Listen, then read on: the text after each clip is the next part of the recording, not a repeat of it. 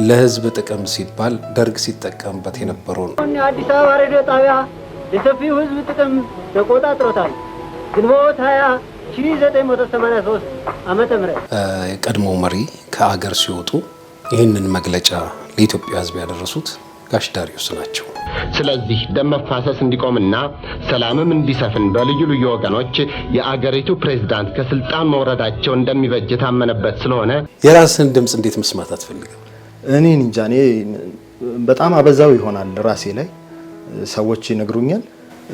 ፎቶዬንም ማየት አልወድም። ቤቴ ውስጥ መስታወት የለም፣ ማየት አልፈልግም። ፊቴን ፎቶ ማየት አልፈልግም። ድምጼንም መስማት አልፈልግም። ዳሪዮስ ሞዲ ሲነሳ በኢትዮጵያ ሬዲዮ ታሪክ ውስጥ የዳሪዮስ ልጅ መሆን ራሱ የሆነ ፍቅር ሲያሰጥህ ደስ ይላል። የሚገባኝ ባይሆንም ሰው ሲወደህ ደስ ይላል። በመላው አድማጮች የሚታወስ ዝነኛ ጉምቱ በርበሩ ምትኬ በህይወት እያሉ ሞቷል መባል ያሳዝናል። ሞባይል ይዞ እየቀረጸ ያለን ሰው እናደንቅ የለ አይደነቅ አይደለም። ያው ጊዜው ያመጣውን ማድነቁ ጥሩ ነው፣ ይደነቁ ነው እያልን ያለ ነው። ነገር ግን ሙያው ሰው አለው፣ በቃ ባለቤት አለው። ይሄ ጥያቄ ነበረኝ። ስገባ ቀን ስራ ሰርቼ አውቃለሁ። ብርሃንና ሰላም መተሚያ ቤት ሸክም ሰርቻለሁ፣ ጋዜጣ ሸጫለሁ። አላፍርበትም። በጣም አምርሮ አለቀሰ። ምን ሆነህ ነው ስንለው 30 ምናምን ዓመት ያገለገለው መስሪያ ቤት እንዴት አንድ የመታሰቢያ አበባ አያመጣለትም ማለት ማንም አልመጣም፣ ምንም አልተደረገለትም። በህይወት ዘመናቸው የምታስታውሰው ትልቁ ሽልማታቸው ምንድን ነው? ምንም የለም።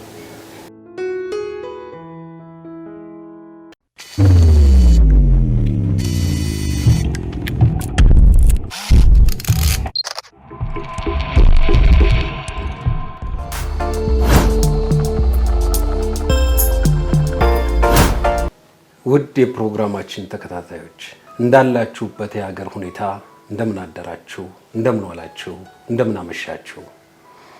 በዛሬው ዕለት የኢትዮጵያ ሬዲዮ ሲነሳ በፊት አውራሪነት ከሚጠቀሱት ብዙ ትዝታዎችን ከሚነሳላቸው ዕውቁ ጋዜጠኛ ዳሪዮስ ሞዲ ቤተሰብ የእሳቸውን ታሪክ ለመዘከርና ለማስታወስ እዚሁ ተገኝተናል። ዳሪዮስ ሞዲ ሲነሳ በኢትዮጵያ ሬዲዮ ታሪክ ውስጥ በታሪክ ውስጥ ብዙ ቅብብሎሽ ያደረገና በመላው አድማጮች የሚታወስ ዝነኛ ጉምቱ በአንድ ወቅት ደረጀ ኃይሌ በሰጠው ቃለመጠይቅ ነጎድጓዳ ድምፅ ማንም ሊያስመስለው የማይችል ትልቅ ባለሙያ እንዳለው እኚህን ትልቅ ባለሙያ ጋዜጠኛ ዳሪዮስ ሞዲን ታሪክ ከቤተሰቦቹ አንደበት እየሰማን እንጨዋወታለን። የዛሬው እንግዳዬ የዳሪዮስ ሞዲ ልጅ የሆነው ዮሴፍ ዳሪዮስ ነው። ጆሲ ጥሪያችንን አክብረ ይህን ኢንተርቪው ለማድረግ ያለምንም ማንገላታት በአንድ የስልክ ጥሪ ፍጹም ትህትና በተሞላበት ሁኔታ ፍቃደኛ ሆነ ስላገኘው እጅግ በጣም አመሰግናለሁ። ዳኒ በጣም አመሰግናለሁ። አንድ ሬዲዮ ዝግጅት ሲዘጋጅ መጀመሪያ ሁለት ነገሮች ያስጨንቃሉ። አንደኛው ነገር ሰው ይሰማው ይሆን ወይ ነው። ከዛ የሰማው ሰው ጆሮ ወደ ልቡ ምን ሐሳብ አስተላለፈ የሚለው ያስጨንቃል። አንተና ጓደኞችህ የሬዲዮ አድማጮች ማህበር መስርታችሁ ሬዲዮ ጣቢያዎች ላይ ተሳተፋላችሁ፣ ትደውላላችሁና ምስጋናዬን ከሱ ጀምራለሁ ለምትሰጡት ማበረታታት። ከዛ ደግሞ ዳሪዮስ ባለሙያ ነው፣ እኔ ገና እየሞከርኩ ነው። ይጠቅም ይሆናል ብለህ እኔን ስላከበርክ አመሰግናለሁ። ይገባኝ እንደው ባላቅም ክብሩ እግዚአብሔር ይስጥልኝ። እጅግ በጣም አመሰግናለሁ። እንደው ለጨዋታችን መጀመሪያ ጋሽ ዳሪዮስ ስንት ልጆች አሏቸው? አንተ ስንተኛው ነህ? እኔ 6ኛ ልጅ ነኝ። አጠቃላይ 7 ልጆች አሉት ዳሪዮስ። ታስተዋውቀን? እሺ፣ እንግዲህ ለማስተዋወቅ ግራ አጋቢ ሊሆን ይችላል ለሰው። ምክንያቱም ዳሪዮስ የሚጠራበትና አሁን እየተጠሩ ያለበት ስም ይለያያል። እንደው ካስፈለገ የመጀመሪያ ልጅ ሳባ ትባላለች። አያታችን ጋር ነው ያደገችው። ከዳሪዮስ የአብዮት ስሞች ተርፋለች። እሷ ሳባ ትባላለች። ሁለተኛ ልጅ ቼጉቬራ ዳሪዮስ ብሎ ነው የጠራው ዳሪዮስ። አሁንም የሚጠራው በዛ ስም ነው። ከዚህ በኋላ ያሉት ቼ ጉቬራ ኢትዮጵያን በጎበኝበት ሰዓት ነው የተወለደው? አይመስለኝም።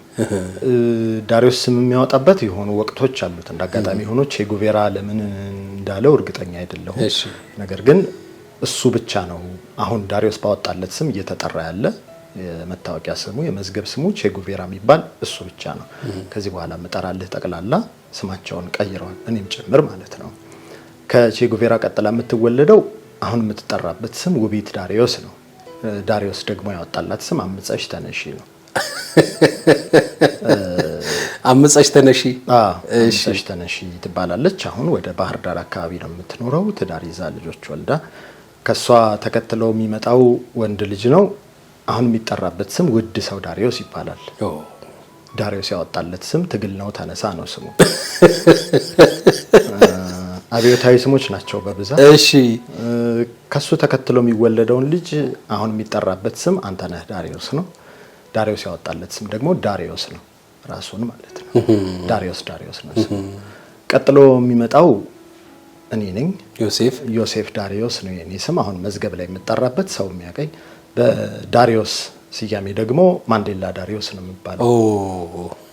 ኔልሰን ማንዴላ ከእስር በተፈቱበት 1990 ፌብሩዋሪ 28 በተፈቱ በቀናት ውስጥ ነው የተወለድኩት እኔ። ማርች 5 ማለት ነው። እኔን ማንዴላ ብሎ የጠራኝ ለዛ ነው። ከኔ ተከትላ የምትመጣውን ደግሞ የመጨረሻ ልጁን አሁን ብሌን ዳሪዮስ ነው ስሟ።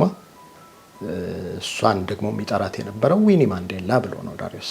የሚገርም ይመስላል። የሚገርም ነው። ጋሽ ዳሪዮስ ነፍሳቸውን ይማርና ለቤተሰብ ለልጆቻቸው ምን አይነት አባት ነበሩ? ሰዎች መንገድ ላይም ሳገኝ እሱን የሚያውቁትም ሰዎች መጀመሪያ የሚጠይቁኝ ጥያቄ ይሄ ነው። ምን ያህል አጥጋቢ መልስ ሰጥቼ እንደሆነ አላውቅም። ዳሪዮስን እንደ አባት አላውቀውም። እኔ ሌላ ቦታ አባት ተብሎ የሚሳለውን ስዕል እኔ አላውቀውም። ዳሪዮስ ጋር የሁሉም ሰው አባት እንደዛ ነው የሚመስለኝ። የሚጋረፍ የሚቆጣ፣ ቤት ውስጥ ሲገባ ብድግ የሚያስብልህ አባት አይደለም ዳሪዮስ። ጓደኛ ነው። ጓደኛ ስለ ይሄ የአባባል አይነት የተለመደ አይነት ለኔ እኮ አባቴ ጓደኛዬ ነው እንደማለት አይደለም። የእውነትም ስትጠራው ጀምሮ አቤት እንድትለው የማይፈልግ፣ ሲጠራ ዳንኤል ብሎ ሲጠራ አቤት እንድትለው የማይፈልግ፣ ምን ላርግ በለኝ እኔ ጌታ አይደለሁም የሚልህ አይነት፣ በትክክል እንደዚህ እያለ ነው የሚገልጸው ራሱ። ልጆቹን ይዞ መዝናኛ ቦታ መሄድ የሚፈልግ፣ መንገድ ላይ እያወራ አቅፎ እንደ ጓደኛ እየሆነ የሚሄድ አባት ነው ዳሪዮስ። ምን ያህል ይገልጸው እንደው አላውቅም። ለኔ ግን ያ ዳሪዮስ ነው የሚታየኝ። አሁን ዳሪዮስ እንደ አባትነት ስትለኝ የሚቆጣ ስንተኛ ክፍል ነህ የሚል አጥና የሚል ዳሪዮስ አላውቅም። እኔ እንደዚህ አይነት አባት አላውቅም። የሆነ በጣም የምትወደው ጓደኛ፣ ልትወቅሰው ልትቆጣው የምትችል ጓደኛ፣ በጣም የቅርብ ጓደኛ፣ እንደዚህ አይነት አባት ነው ነበር። የሚገርም ነው። በኢትዮጵያ ሬዲዮ ድምጻቸውን ስንሰማ ለዘመናት ስማቸው ሲጠራ ጋሽ ዳሪዮስ ሙዲ ስማቸው ለየት ይላል። እንደሰማሁት ከሆነ የዘር ሐረጋቸው ከወደ ህንድ የሚመዘዝ ይመስለኛል። እስቲ ስለ ዘር ሐረጋቸው አጫውተኝ። የዘር ሐረጋቸው እንግዲህ በተወሰነ መጠን በነገረን መጠን ነው ልነግርህ የሚችለው። አባቱ ሞዲ ጉስታስፕ ይባላሉ።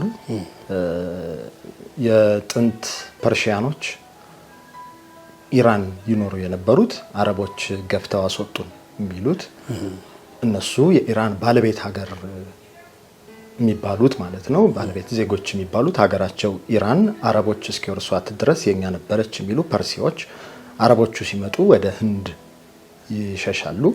በህንድ የሚኖሩ ጎሳ ነው። ከዛ ጎሳ ነው ሞዲ ጉስታስፕ የሚወለዱት። እንግሊዛዊ ዜግነትም አላቸው። ከዛ በኋላ እድሜያቸው ወደ መግፋቱ ሲል ያኔ ተፈሪ መኮንን የእሳቸው ፎቶግራፍ አንሺ በቤተ መንግስት ተብለው መጡ ወደ ኢትዮጵያ። ሲመጡ አማረች መኩሪያ የሚባሉን አግብተው ኢትዮጵያ ውስጥ መኖር ጀመሩ ማለት ነው። ከዚያ ስቱዲዮም ከፍተው ነበረ፣ ሞዲ ስዕል አንሺ የሚባል። እሳቸው ልጅ ነው እንግዲህ ዳሪዮስ ብቸኛ ልጅ። አዎ በዘመኑ በዳሪዮስ ሙዲም በአንድ ወቅት ባደረጉት ቃለ ምልልስ በዛም ወቅት ፎቶግራፈር ስዕል አንሺ ነበር የሚባሉት ብለው ሲናገሩ ሰምቻለሁ። አያትህ በታሪክ ሂደት ውስጥ በጣም በርካታ የሆኑ ታሪካዊ ሁነቶችን ቀርጸው ያስቀሩ ያነሱ ለትውልድ እንዲተላለፍ ያደረጉ አያት ነው የነበሩ እና በትውልድ ቅብብሎሽ ውስጥ እጅግ በጣም የተገረምክበት ወይንም ደግሞ የተደነክበት ፎቶግራፍ እጅ ላይ ያልደረሰም? ፎቶዎች የምሰማቸው ነበሩ። ዳሪዮስ ሲነግረን በጊዜ ርዝማኔ ወረቀቶቹም ያን የነበሩት ህትመቱም እንዳሁኑ አለመሆኑ ጋር ተያይዞ ብዙ የተበላሹ ናቸው ፎቶዎቹ። ሲነግረን የምሰማቸው ነበሩ። የልጅ ኢያሱ ከስልጣን ተወግደው ጉድጓድ ውስጥ ተጥለው የሚያሳይ ፎቶ ሞዲ ያነሱት አለ ሲባል ሰማ ነበር። በኋላ ግን እኔ እንዳጋጣሚ በሰው በመነጋገር በመግባባት የአባቴን ወገኖች ለማግኘት በመሞክርበት ሂደት አሊ ታንጎ አገናኘኝ ከአንድ ሰው ጋር ምናልባት ሊያውቁ ይችላሉ ብለው ፍራንሲስ ፋልሴቶ ጋር አገናኘኝ። እሳቸው ደግሞ የኢትዮጵያ ሙዚቃ መሳሪያዎችን በመጽሐፍ ለማሳተም በሚጥሩበት ሂደት እንዳጋጣሚ ፎቶዎቹን ሲያዩ ጄጂ ሞዲ የሚል የታተመባቸው ፎቶዎች ያገኛሉ። የአያቴን ማለት ነው። ያገኙት የት ነው? ፈረንሳይ ሀገር ያለ ዌብሳይት declamp.net የሚባል ዌብሳይት ላይ የተሸጡ ነው ፎቶዎቹ። ኧረ እባክህ! አዎ። እና እነዛን ፎቶዎች አሰባስበው የእሳቸውን ታሪክ አግኝተው ቤተሰብ ካለ ብለው እየፈለጉ ነበረ። እንዳጋጣሚ አሊ ታንጎ አገናኘኝ ማለት ነው። ፎቶዎች ሲሰጠኝ አንተ ያልከውን ጥያቄ ለመመለስ በጣም ያስገረመኝ የአጼ ምኒልክ ፎቶዎችን ሳገኝ ለኔ ያስገርመኛል። እሳቸው ያነሱትን ማለት ነው። የሚገርም ነው። አጼ ምኒልክ መኪና ወደ ሀገር ቤት ስትገባ በወንዝ ውስጥ እየተገፋች ስታልፍ እሱን ፎቶ ያነሱት ሞዲ ናቸው። የመጀመሪያው ፎቶ ስቱዲዮ የእሳቸው ነው የሚሉ ሰዎች ነግረውኛል፣ ባላረጋግጥም ይህን ይመስላል። እንግዲህ በጣም የሚገርም ታሪክ ነው የምታጫውተን። እንግዲህ ያው ከጋሽ ዳሪዮስ የሙያ ጅማሬያቸው በ1964 ዓመተ ምህረት በድሮ አጠራር ብስራት ወንጌል የሚባል ሬዲዮ ጣቢያ ውስጥ እንደሆነ ይነገራል። ብስራት ወንጌል ደግሞ በኢትዮጵያ የሬዲዮ አድማጮች የራሱ የሆነ ታሪክ ያለው ነው። አንድ ለእናቱ የሆነው የኢትዮጵያ ሬዲዮ በሰዓት ክፍፍል ነበረ ፕሮግራሞችን ያቀርብ የነበረው። የምሽት ፕሮግራም ከ12 ሰዓት እስከ 1 ሰዓት ትግርኛ፣ ከ1 ሰዓት እስከ 2 ሰዓት ኦሮምኛ፣ ከ2 ሰዓት እስከ እኩለ ሌሊት 6 ሰዓት አማርኛ ነበረ የሚተላለፈው እና የኦሮምኛ ፕሮግራም በሚተላለፍበት ሰዓት ቋንቋውን የማያውቁ የማይረዱ ሰዎች ቀይረው ብስራት ወንጌል ፕሮግራሙን ያገዳምጡ ነበር። ብስራት ወንጌል ደግሞ ከ1 ሰዓት እስከ 2 ሰዓት የሚተላለፍ የአማርኛ ፕሮግራም ነበር። ጋሽ ዳሪዮስ የሙያ ጅማሬያቸውና ጃፈር ኤል ኒሜሪ ባደረጉላቸው ጥሪ መሰረት በሱዳን የአንድነት ቀን ክብረ በዓል ላይ ለመገኘት ወደ ካርቱም ሄደዋል። ከሬዲዮ አድማጮች ጋር የተዋወቁበት ሰፊው ጊዜ ብስራት ወንጌል ነው። ከዛ ለ3 10 ዓመታት ድረስ በኢትዮጵያ ሬዲዮ በተለያዩ ዘርፎች ላይ ሰርተዋል። እሱም ወደ በኋላ ያነሳን እንጨዋወታለን። ሬዲዮ ላንተም እንዴት ነው? ባር ጥያቄ ነው ዳኒ። ምናልባት በጣም ህፃን ሆኜ ምን ያህል አመት ልበል 4 አመት መስማት የምትችልበት የሚነገረን ከምትሰማበት እድሜ ጀምሮ ሬዲዮ ቤት አለ። ሬዲዮ እንደተከፈተ ነው አብሮኝ ያደገ ነገር ነው ብልህ ማጋነን አይመስለኝም። እና ቴሌቪዥን ብትከፍት ኢንተርኔት ብትከፍት ግድ ላይ ሰጠኝ ይችላል። ስማርት ስልክ አጠቃቀም አሁንም ሰነፍ ነኝ። ሬዲዮ ብትለኝ ግን ምንም ያህል ጊዜን ብሰጠው ደስ ይለኛል። ሬዲዮ ላይ መስራት፣ ሬዲዮ መስማት በጣም የተለያየ ነገር ነው። ሬዲዮ ሽሊል ነው ብለህ የምትጠብቀው ፕሮግራም ጀምሮ እስኪያልቅ ድረስ ያለው ጊዜ በጣም ታምር ነው። ሬዲዮ እንዲህ ተብሎ የሚገለጽ ነገር አይመስለኝም። በጣም የተለየ ነገር ነው ሬዲዮ። ትምህርት ቤት እንዶ ታዳጊ ሆነ ትምህርት ቤት ስትሄድ አባት በእንዲህ አይነት ሁኔታ በሬዲዮ መጠራት ሬዲዮ ላይ መስራት እንግዲህ ክብር ከሚያስገኙ ነገሮች አንዱ ነው። በሙያቸውም ትልቅ ክብር የሚሰጣቸው ድንቅ ጋዜጠኛ ናቸውና ተማሪዎች በምን አይነት ሁኔታ እንትን ይሏል ይቀበሉሃል? እንዴት አይነት አስተያየት ይሰጡ ነበር? እንዳጋጣሚ እኔና አንድ ታላቅ ወንድሜ አብረን የምንማረውና የሱና የኔ ጸባይ ይለያያል። እሱ በጣም ተግባቢ ነው፣ ተጫዋች ነው። እኔ ደግሞ ድምጹ የማይሰማ እንኳን ትምህርት ቤት ውስጥ ድምጽ የማይሰማ ምንም ማላወራ ሰው ነኝ ስለዚህ ብዙ ሰው ስለማልቀርብ ምን ምላሽ አለው የሚለውን አላውቀውም። ከአስተማሪዎቼ ጋር የተሻለ እቀራረባለሁ።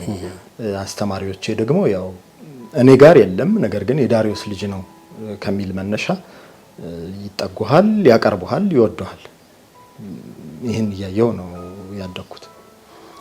ሬዲዮ እንደገና ሌላው ደግሞ አስቸጋሪው ነገር እንደው በአንድ ወቅት የሰማሁት ነገር ምናልባት አንተም ጋር ደርሶ እንደሆነ አላቅም፣ በወቅቱ የነበሩትን ፕሬዝዳንት ስም በትክክል ባለመጥራት ጋሽ ዳሪዮስ ችግር ደርሶባቸው ነበር ይባላል። ሰምተህ ነበር? አዎ እንግዲህ እሱ ከደረጀ ኃይሌ ጋር አንዴ ሲነጋገሩ ደረጀም አንዴ ነግሮኛል። የተፈጠረው ነገር ምንድነው? ብስጭት ነበረበት ዳሪዮስ። በወቅቱ የሚደረገውን ነገር አይወደውም። መናገሪያ መንገድ የለውም። እንደሆኑ በቃ ከፋኝ ብለህ ወጥተህ ዩቲዩብ ከፍተህ መናገር አትችልም። ሌላ ሬዲዮ ጣቢያ መቀጠር አትችልም። ከሀገር መውጣት አትችልም። ቤተሰብ እያስተዳደርክ ነው። ነገር ግን በሚደረጉ ነገሮች ያዝን ነበር። ጓደኞቹ ይገረፋሉ፣ ይገደላሉ። እሱም ደርሶበታል ያገረፋት ዱላ፣ በጣም የሚዘገንኑ አይነቶች። ብርድ ሲመጣ ያነክስ እንደነበር አውቃለሁ። እንግዲህ እኔ ከደርግ በኋላ የተወለድኩ ሰውዬ እንኳን ይሄ ሁሉ ልህ አለ እና ያው የመጣው ይምጣ ተናግሬ ይውጣልኝ በሚል ሬዲዮ ጣቢያ ላይ ገብቶ ስማቸውንም አዘበራርቆ ተሳድቦ ለመውጣት ነበር አላማው።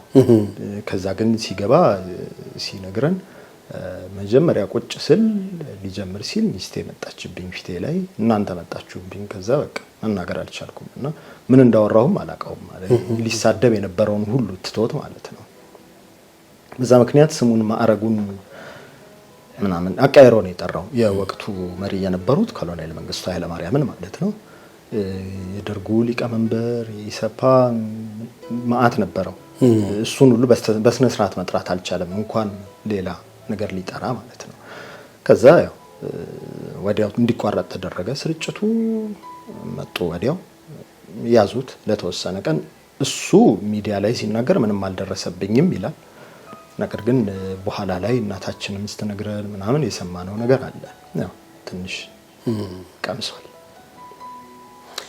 ጋሽ ዳሪዮስ እንግዲህ በኢትዮጵያ ሬዲዮ ከሚታወቁበት በትልቁ ከሚታወቁበት አንዱ የመንግስት አዋጆችና መግለጫዎችን በጋሽ ዳሪዮስ አንደበት ነበር ለኢትዮጵያ ሕዝብ ይተላለፍ የነበረውና አንዳንድ ጊዜ የሚወጡ አዋጆች፣ መግለጫዎች በዘመኑ እጅግ በጣም አስፈሪ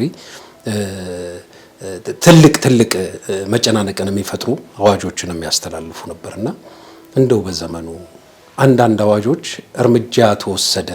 እርምጃ ሊወሰድ ነው የሚሉ መግለጫዎች ሲወጡ ስምም የመሳሰሉት ነገር ሳይጠቀስ በደፈናው የሚተላለፉ መግለጫዎች አሉ።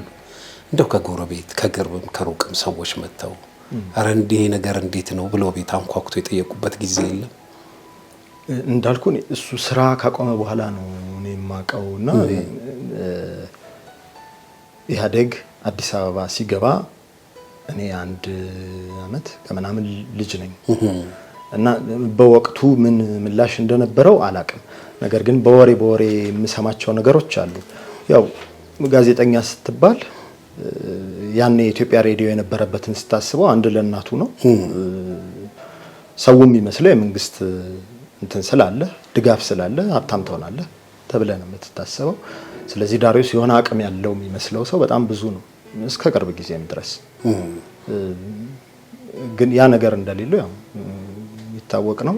ግን ሰው መግለጫ ሲያነብ ምናምን እሱ የሚያዘጋጀው እሱ እንትን የሚለው የሚመስለው አለና መኖሩ አይቀርም እንትን ቢል። የቀድሞ መሪ ከአገር ሲወጡ ይህንን መግለጫ ለኢትዮጵያ ሕዝብ ያደረሱት ጋሽ ዳሪዮስ ናቸው። ስሜታቸውን በጊዜ ሂደት እንዴት ተረዳው? በኋላ ላይ ሲነግረን ማለት ነው ግንቦት 13 1983 ግንቦት 12 በጣም ሀገር ሰላም ነበር። አንድ ሰውና አንድ ጥይት እስኪቀር ታገላለሁ ይሉ የነበሩት ቆፍጣናው የሚባሉት ኮሎኔል መንግስቱ ኃይለማርያም ግንቦት 12 ቀን ሀገር ሰላም ተብሎ እሳቸው እየመሩ ነበር። ጦርነቱ እየተደረገ ነው። ግንቦት 13 ድንገት ከሀገር ወጡ የሚለው ዜና ለማንም የማይታመን ነው። መንግስቱ ከሀገር ይወጣል ተብሎ አይታመንም። ያንን ዜና ዳሪዮስ ሲያነብ እሱ ያው ያንን መንግስት እንደሚጠላ ሰው ደስተኛ ነው የሆነው። አላወቀም ምን እንደተፈጠረ። ቢሮ ቆይ ተባለ። ቢሮ ቆየ። ያዙና 7 ሰዓት ዜና እንዲያነብ አስገቡት። እንደታሸገ ተሰጠው። መለማመድ ትፈልጋለህ ተባለ። ያው ማንኛውም ዜና ሲያነብ ሁሉም ሰው መጀመሪያ ወረቀቱን አይቶ ይለማመዳል። የአንድ ደቂቃ ከምናምን ዜና ነው። መለማመድም አላስፈልገውም። ገብቶ ቁጭ አለ። ሲከፍተው ከሀገር ወጥተዋል ነው የሚለው። ስለዚህ በሆኑ ሰከንዶች ልዩነት ውስጥ ለህዝብ አወራው ማለት ነው። ስለዚህ ደም መፋሰስ እንዲቆምና ሰላምም እንዲሰፍን በልዩ ልዩ ወገኖች የአገሪቱ ፕሬዝዳንት ከስልጣን መውረዳቸው እንደሚበጅ ታመነበት ስለሆነ ይህንኑ በማመዛዘን ፕሬዝዳንት መንግስቱ ኃይለማርያም በዛሬው ዕለት ከስልጣን ወርደው ከኢትዮጵያ ውጪ ሄደዋል። የኢትዮጵያ ሬዲዮ ነው፣ ብቸኛ ነው። ስለዚህ ተሳስተው ነው ብለህ ማመንም ይኖራል። እንዴት ሆነም ብለህ ትጠራጠራለህ። ያኔ ዜና ጸጥ ተብሎ የሚደመጥ ነገር ነው፣ እንዳሁኑ አይደለም።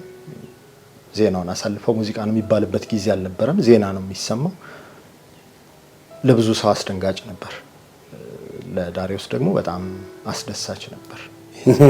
መንግስትን እንደሚቃወም ሰው ከዜናው በኋላ ቢሮ ገብቶ ፎቶአቸውን አንስቶ የከሰከሰው በደስታ ማለት ነው። ያው አንድ እንትን ላይ ቃለ መልልሳቸው ላይ ሰማ ዜናውን ይሄንን ያነበቡ ፊት ለፊት ስቱዲዮ ተሰቅሎ የነበረው እሳቸው ፎቶ ነበር። ልክ አንብቤ ጨርሼ እንደወጣው ከተሰቀለበት አውርጄ ከሰከስኩት ሲሉ ሰምቻለሁ። እንደው ከዛ በኋላ ኢህአዴግ አዲስ አበባን ከተቆጣጠረ በኋላ በጣም ሌላ ደግሞ ገጠመኝ እሳቸው ዘንድ ተፈጥሮ እንደነበረ ይታወቃል። የኢትዮጵያ ሬዲዮ ስርጭቱን አቋርጦት ነበር። ባልሳሳት ቃል በቃል ለህዝብ ጥቅም ሲባል ደርግ ሲጠቀምበት የነበረውን ሬዲዮ ግንቦት 20 ተቆጣጥረናል የሚል አዋጅ በሬዲዮ ከተነገረ በኋላ የዘመናት የህዝባችን ብሶት የወለደው ጀግናው የኢህአዴግ ሰራዊት ደርግ ሲጠቀምበት የነበረውን የአዲስ አበባ ሬዲዮ ጣቢያ ለሰፊው ህዝብ ጥቅም ተቆጣጥሮታል። ግንቦት 20 1983 ዓመተ ምህረት ለመጀመሪያ ጊዜ ኢትዮጵያ ሬዲዮ ሄደው ድምጽ ያሰሙት ጋሽ ዳሪዮስ ሞዲ ነበሩ። ቤታቸው ተፈልጎ ከቤት ተይዘው ሄደው ይህንንስ አጋጣሚ እንዴት ታስታውሰዋለህ? ያኔ የተፈጠረው ነገር ምንድነው? ያው አገር ተረባብሿል። ሁሉም ሰው ቤቱ ገብቷል። ኢትዮጵያ ሬዲዮም ፈንክሽን እያደረገ አልነበረም። መተው ተቆጣጠሩት። ከዛ በኋላ እነሱ ከሚናገሩት ህዝብ የሚያውቀው ድምጽ ዜናውን ቢናገር ይሻላል በሚል ነው እንግዲህ ቤቱ መጡ፣ ይዘውት ሄዱ። ለእናታችን በተለይ አስደንጋጭ ነበር። ምክንያቱም ማን እንደሆኑ ምን ሊፈጠር እንደሚችል የማታውቀው መንግስት መጥቶ የትዳር አጋሯን ሲወስድባት ሊያስደነግጥም የሚገባው ነው። ይሄ በድንጋጤ ነበር የነበረችው። እሱ ግን ሲነገረን በኋላ ላይ ሱፉን ለብሶ እንደሚመጡ አውቆት ተዘጋጅቶ ነበር የሚጠብቀው። አንስተው ወሰዱት። ግቢ ውስጥ ሲገባ ጦር መሳሪያ፣ ጥይት ምናምን ተርከፍክፈዋል ግቢው ላይ። አስገቡት። ዜናውን እንዲያነብ ተደረገ። ይመስለኛል ለተወሰኑ ሰዓታት ወይ ቀን እዛው ነበር የነበረው። በኋላ ላይ ሲነግረን እንደውም እንደ ቀልድ የሚነግረን ነገር አለው። በቃ በጣም ሲጨነቅ መጸዳጃ ቤት ገብቶ ራሱን ይደብቃልና አንዱ ይመጣና ሲያንኳኳ ያው ሽንት ቤት ስለሆነ መጸዳጃ ስለሆነ ድምጽ ከሰማ ይመለሳል ብሎ ሰው የለም ማለት ከፍቶ ገባ። ሲያየው አንተ ደርግ ስታጮረብር የኖርክ እኛን ደግሞ አሁን የምትዋሸን ብሎ ትንሽ ጎሸም አደረገው ይመስለኛል። እንደዛ ሆኖ ነው ያለፈው። እሱ እየቀለደ ነው የሚያወራው። የሚገርም ገጠመኝ ነው። የሙያ ባልደረቦቻቸው በዙሪያቸው የነበሩ ሰዎች አልፎ ሳናግር ጋሽ ዳሪዮስ መጽሐፍ ውስጥ ራሳቸውን መቅበር የሚወዱ በጣም አንባቢ እንደነበሩ ብዙዎች ይመሰክሩላቸዋል። የማንበብ ውጤታቸውንም በስራዎቻቸው ላይ ፊት ለፊት የሚታዩ ነገሮች ናቸው። በህይወት ዘመናቸው ለማስቀመጥ የፈለጉት እንትን አልነበረም? ከማንበብ ወደ መጽሐፍ የለም፣ ጽፎ ያስቀመጠው ነገር የለም። ንባብ ላይ በተመለከተ በጣም በጣም ያነባል። አሁን ላይ ምናልባት ለንባብ ያለን አረዳድ መጽሐፍ ይዞ የታየ 2-3 መጽሐፍ ያነበበም ሰው አንባቢ ነው የሚባለው። ዳሪዮስ ንባብ ግን ምናልባት እኔ በግሌ በጣም የተወሰኑ ሰዎች ጋር የማውቀው አይነት የንባብ ፍቅር ነው። በጣም የተወሰኑ ሰዎች ጋር ያለ ንባብ መኖር የማይችል አይነት ሰው፣ ሲበላም መጽሐፍ ገልጦ መጽሐፉን ይዞ ነው ምግቡን ሳይ የሚጨርሰው። ሊተኛም ሲል እንደዛው፣ ሲነሳም ከእንቅልፉ መንገድ ላይ እየሄድን አቀፍ ያደርግሃል፣ እያነበበ ይሄዳል መንገድ ላይ ጭምር። በጣም ኃይለኛ የንባብ ፍቅር ነበረው።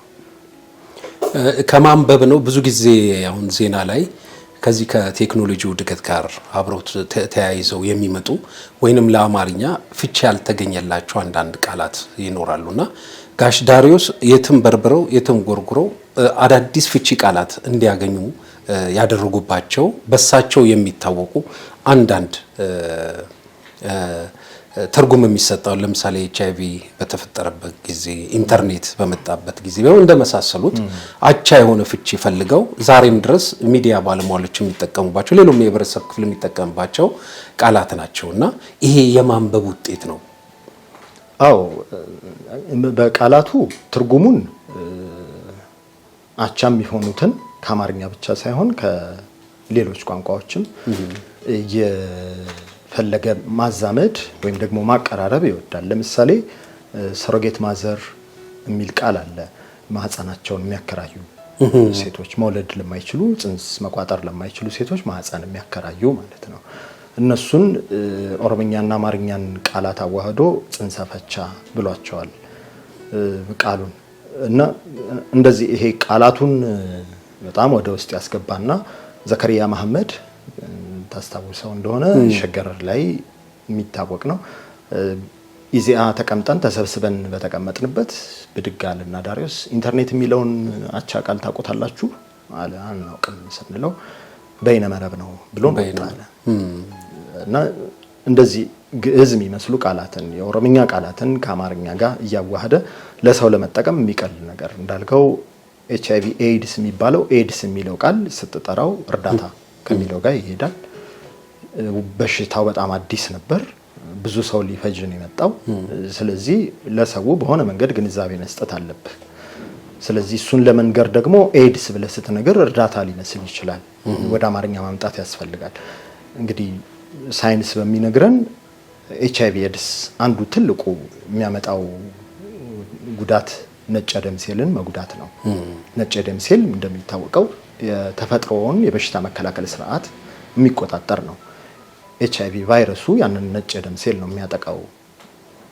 ዳሪዮስ ይህንን ከንባቡ ስላገኘው ቅስመ ተፈጥሮ መከላከያ ሰባሪ በሽታ ብሎ ተረጎመው ማለት ነው። እና ቃላቱን የነበሩ ቃላት ናቸው። የድሮ ጋዜጦችን ከማንበብ የድሮ ሰዎች እንዴት ነበር የሚጠሯቸው፣ አሁን እነዚህ ያልኩ ትርጉሞች ናቸው ቃላትን በማጣመር። ከዛ ግን አነባበብ ላይም ዳሪዮስ የሚጠቀመው አለ። ዋሽንግተን ብሎ አያነብም፣ ዋሽንግቶን ነው የሚለው። ለንደን ብሎ አያነብም፣ ሎንዶን ነው የሚለው። ፓሪስ ብሎ አያነብም፣ ፓሪ ነው የሚለው።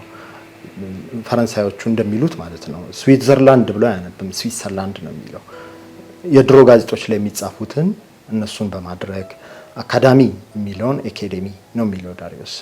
የድሮ ጋዜጦች ላይ የሚጻፉትን አጻጻፍ ይበልጥ ያወቁ ስለነበሩ የነሱን ከመጠቀም አንጻር ነው የመተርጎሙ ባለፈ ማለት ነው። እንደው ጋሽ ዳሪዮስ በጣም የሚያምር ለሬዲዮ የሚሆን በጣም ቆንጆ የሆነ ድምጽ ነው ያላቸው። ግን ብዙ ጆሮ ገብ የሆኑ ወይንም ደግሞ ሰዎች በቶሎ ሊረዷቸው የሚችሉ ማስታወቂያዎችን ግን አይሰሩም። ለምንድን ነው? የማስታወቂያ ስራን ከመናቅ አይደለም። የተወሰኑ ሰዎች እንደዛ ተረድተውት ስለሰማሁኝ ነው። ያንን ሙያ ከመናቅ አይደለም፣ የራስን ሙያ ከማክበር ነው። እኔ ጋዜጠኛ ነኝ። በዛም አነሰም ቢያንስ 3 መንግስታትን መሪዎች ስም ስጠራ ነው ዜና ሳነብን የኖርኩት።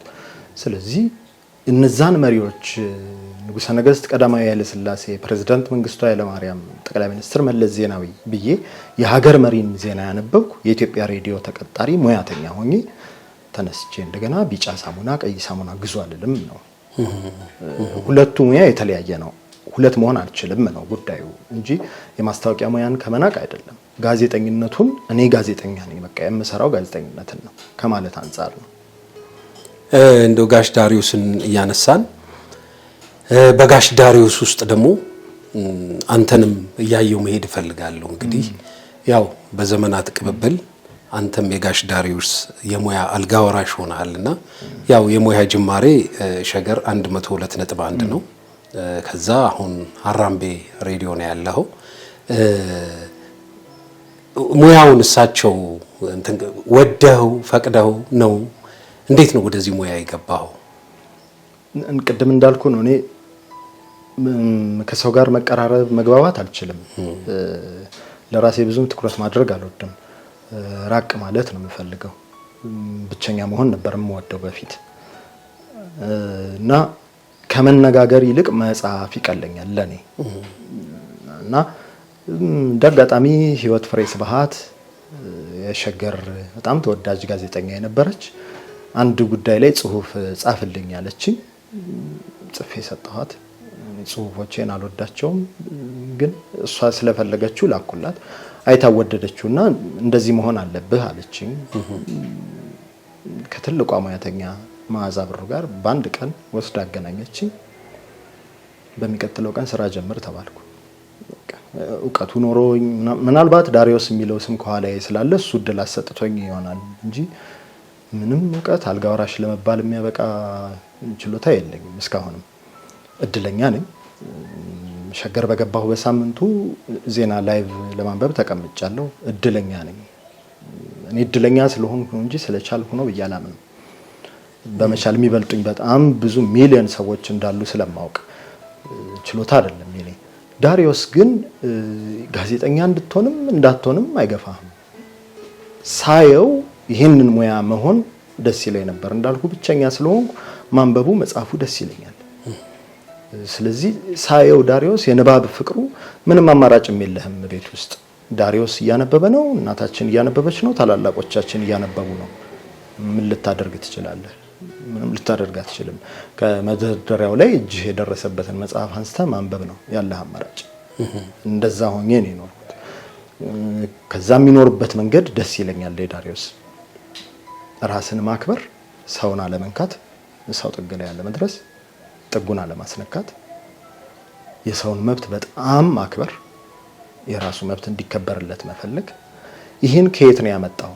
የማወቅ እንትኑን ከየት ነው ያመጣው? አዋቂነቱን ከየት ነው ያመጣው? መጠየቅ ወድ ነበር። ራሴን ጭምር መመርመር ፈልግ ነበር። ይሄ አጋጣሚ ሲመጣ እስቲ ሌው አባቴ ምን ሰርቶ ነው እኛን እያሳደገን የነበረው? ይሄ ጥያቄ ነበረኝ። ስገባ ቀን ስራ ሰርቼ አውቃለሁ። ብርሃንና ሰላም መተሚያ ቤት ሸክም ሰርቻለሁ። ጋዜጣ ሸጫለሁ። አላፍርበትም። ከዛ ግን የእውነት በዚህ ሙያ ውስጥ መኖር እንዳለብኝ ገባኝ። በቃ የመጀመሪያ ቀን ስቱዲዮ ቁጭ ስል ገባኝ በዚህ ሙያ ውስጥ መኖር እንዳለብኝ። አሁን መልቀቅ አልፈልግም ከዚህ ሙያ። ድምጽህ ለሬዲዮ እጅግ በጣም ተስማሚና ቆንጆ ነው ብለው አያውቁም? እኔ አልወደውም ያሉኝ ሰዎች አሉ። እኔ ግን መስማት አልፈልግም። ቆንጆ ነው ብለውኝ ጭምር መስማት አልፈልግም። የራስህን ድምጽ እንዴት መስማት አትፈልግም? እኔ እንጃ። እኔ በጣም አበዛው ይሆናል ራሴ ላይ። ሰዎች ይነግሩኛል። ፎቶዬንም ማየት አልወድም። ቤቴ ውስጥ መስታወት የለም፣ ማየት አልፈልግም። ፊቴን ፎቶ ማየት አልፈልግም። ድምጼንም መስማት አልፈልግም። በጣም ወዳቸው ሰዎች ድምጽ አሉ። ለምሳሌ አውቄ እንዲያወሩልኝ የማደርጋቸው ሰዎች አሉ። ለምሳሌ ጋሽ እሸቴ ያሰፋ በጣም ሲያወራልኝ ደስ ይለኛል። መዓዛ ስታወራልኝ ደስ ይለኛል። ተፈሪም በጣም ነው የምወደው ድምጹ። የመጀመሪያ ቀን ሸገር ሬዲዮ ገብቼ ጥግ ላይ ቁጭ ብያለሁ። ምክንያቱም እዛ ሁሉ ግዙፍ ሰዎች መሃል ሆነ የት ትቀመጣለህ? መዓዛ ቢሮ ገብታ አትቀመጥም።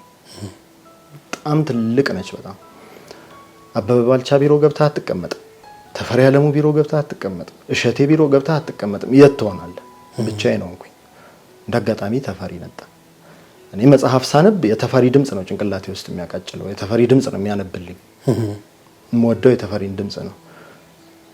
ሲመጣ ባጠገቤ ሲያልፍ ጥላው እግሬ ጋር ነካና የረገጥኩት ነው የመሰለኝ። እንዴት እንደዘገነነኝ አልጠይቀኝ። በጣም ነው የምወደው የተፈሪን ድምጽ። ያንዛ ድምጽ እያለ እኔ ድምጽ ያምራል። ሬዲዮ ላይ እንደመስራት ከተፈሪ ሌላ የማን ድምጽ ይገዛል? ከዜና አንባቢ ቴዎድሮስ ወርቁ የሸገሩ፣ ህይወት ፍሬ ስብሐት።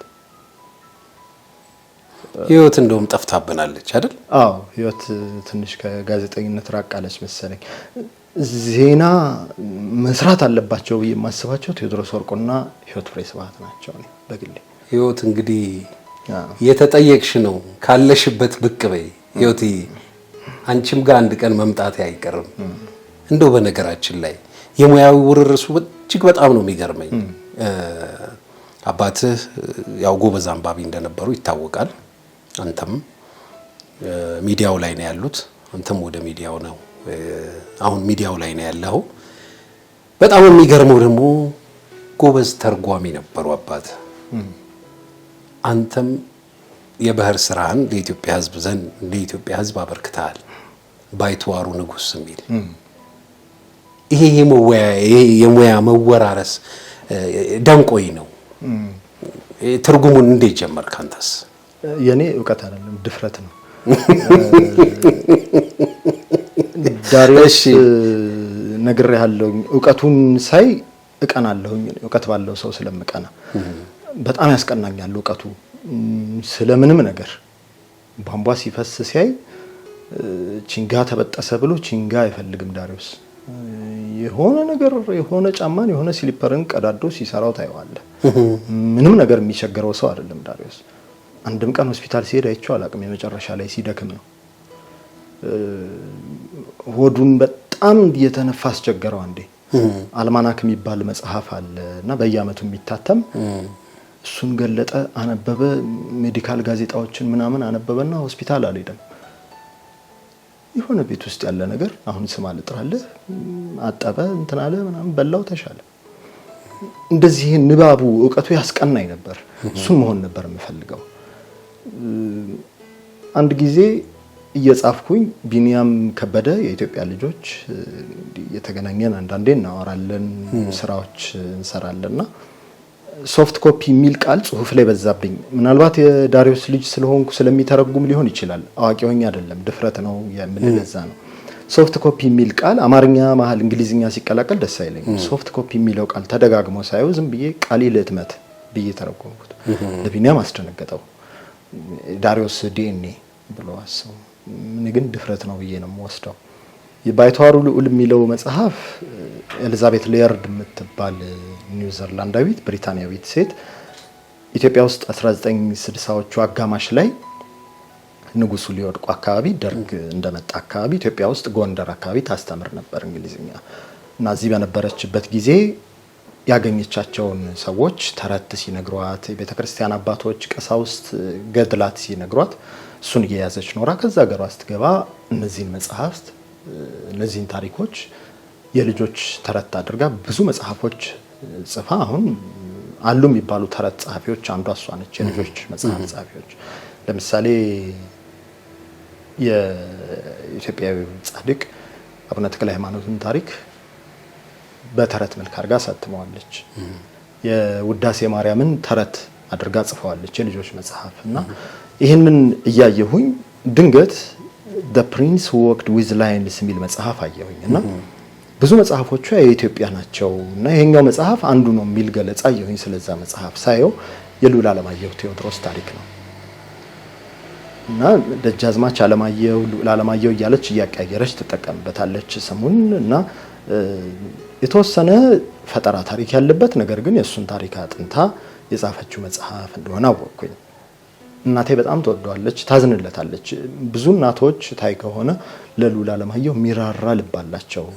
ያው ልጅ የመውለድ ነገር የተንከራተተ ልጅ ታሪክ ሲሰሙ ያዝናሉ ይመስለኛል እና እናቴ ስትነግረኝ ታዝን ስለነበር የልዑል ዓለማየሁን ለኔ ከስሜት ጋር ገጠመልኝ።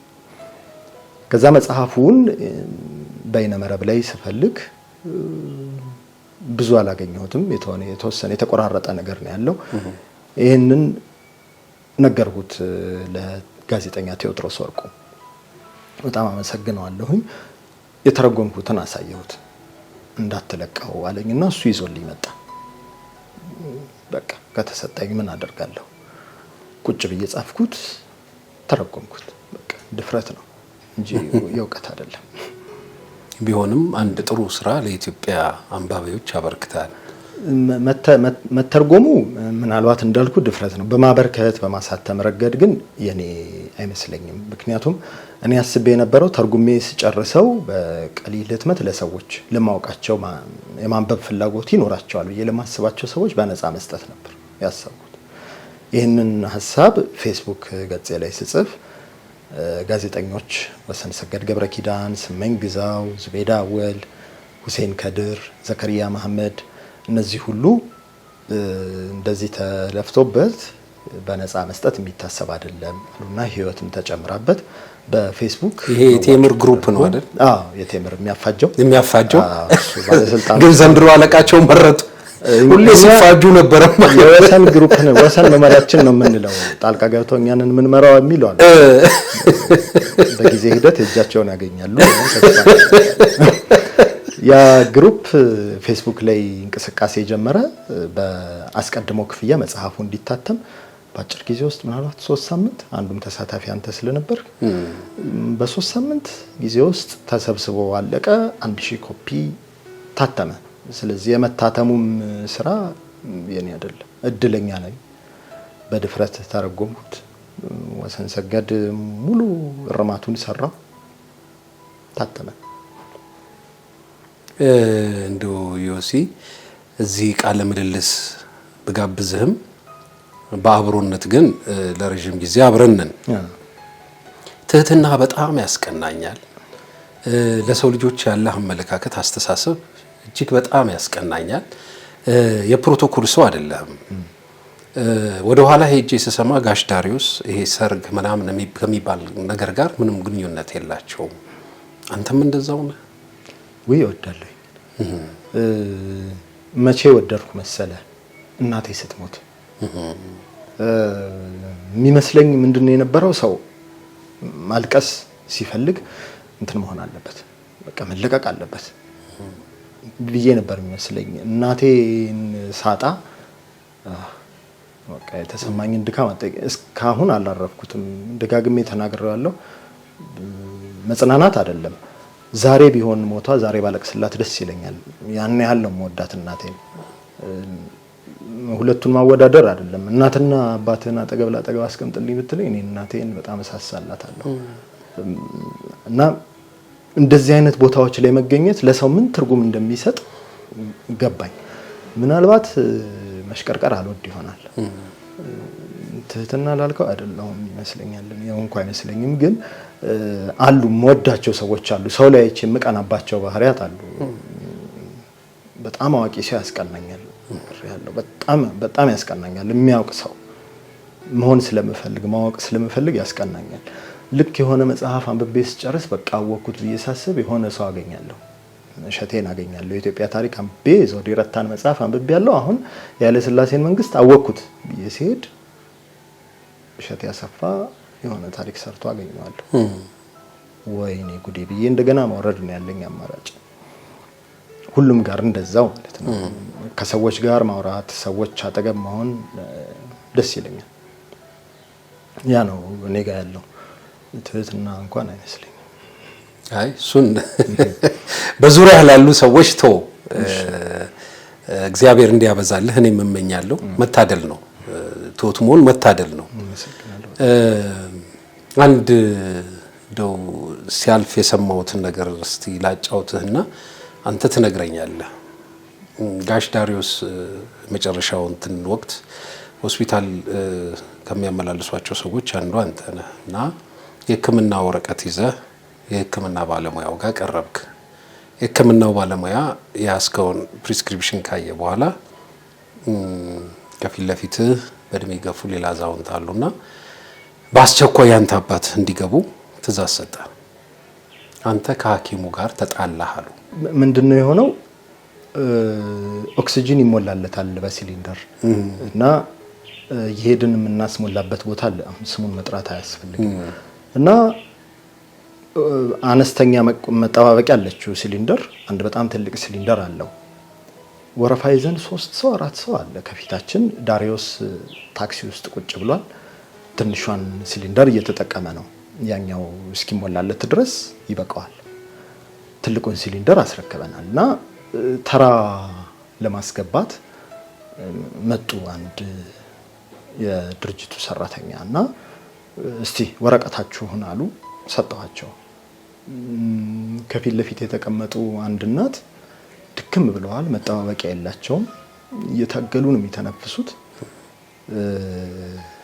አሮጊት ሳይ አልችልም እናቴን ስለማስታወስና አልችልም። እናት ሳይ መጣና አይቶት እንዴ ጋሽ ዳሪዮስ በሉ አስቀድሙላቸውና የሳቸውን መጀመሪያ ሞልታችሁ አምጡ ሌላው ወረፋ ከመጀመሩ በፊት ሲል አናደደኝ ለኔ። ምክንያቱም ዳሪዮስ ሰርቶ ነው የሚበላው፣ ስራው ነው። እኔ ያሳደገኝ በዚህ መንገድ ስለሆነ ነው። አባቴን ጠልቼው አይደለም። ከማንም በላይ ወደዋለሁ። ማንም አደንቀዋለሁ ቢል እኔ ደግሞ ወደዋለሁ። እንደዛ ሲያደርግ ደስ አላለኝ። ለምን ነው የምታስቀድመው አልኩት። አይ ዳሪዮስ እኮ የሀገር ባለውለታ ነው። እኚህ ሴትዮ ማን እንደሆኑ በምን ታውቃለህ? መጠባበቂያ የላቸውም። ዳሪዮስ መጠባበቂያ አለው። ለምንድን ነው ቀድመው ተገኝተዋል? እሱ ከሳቸው በኋላ ነው የመጣው። ለምንድን ነው ቅድሚያ የሚሰጠው? እንደዚህ ስጠይቀው አባትህን እንዴት አባትህ ላይ ትፈርዳለህ? እየፈረድኩ አይደለም። መጠባበቂያ አለው። እሱ እየተጠቀመ ነው፣ እያወራኝ ነው። ዳሪዮስን አላየውም፣ ታክሲ ውስጥ ነው። ሲጨቃጨቀኝ ዳሪዮስ ብቃልና እውነቱን ነው ምን አድርግ ነው የምትለው አለው። ሰውየውን ተናደደ። ግን ሳይፈልግም ቢሆን ሴትዮዋ እንዲቀድሙ ተደረገ፣ በወረፋቸው ማለት ነው። እንዲህ ቢሆን የብዙ ችግሮቻችን መፍቻው ይሆን ነበረ። ትህትናህንም ጥግ ማሳየት ስለፈለኩኝ ነው በዛው እችንም ያነሳዋትና ትህትና ሳይሆን አሁን ላይ እየተለመደ የመጣ ነገር አለ። እኔ አያስደስተኝም። የእንትና ታዋቂ ሰው ልጅ ነኝ፣ ሚስት ነኝ፣ ዘመድ ነኝ እና የሆነ ነገር ይደረግልኝ እኔ አያስማማኝም። ይሄ የሰራው የምትወደውን ስራ ነው።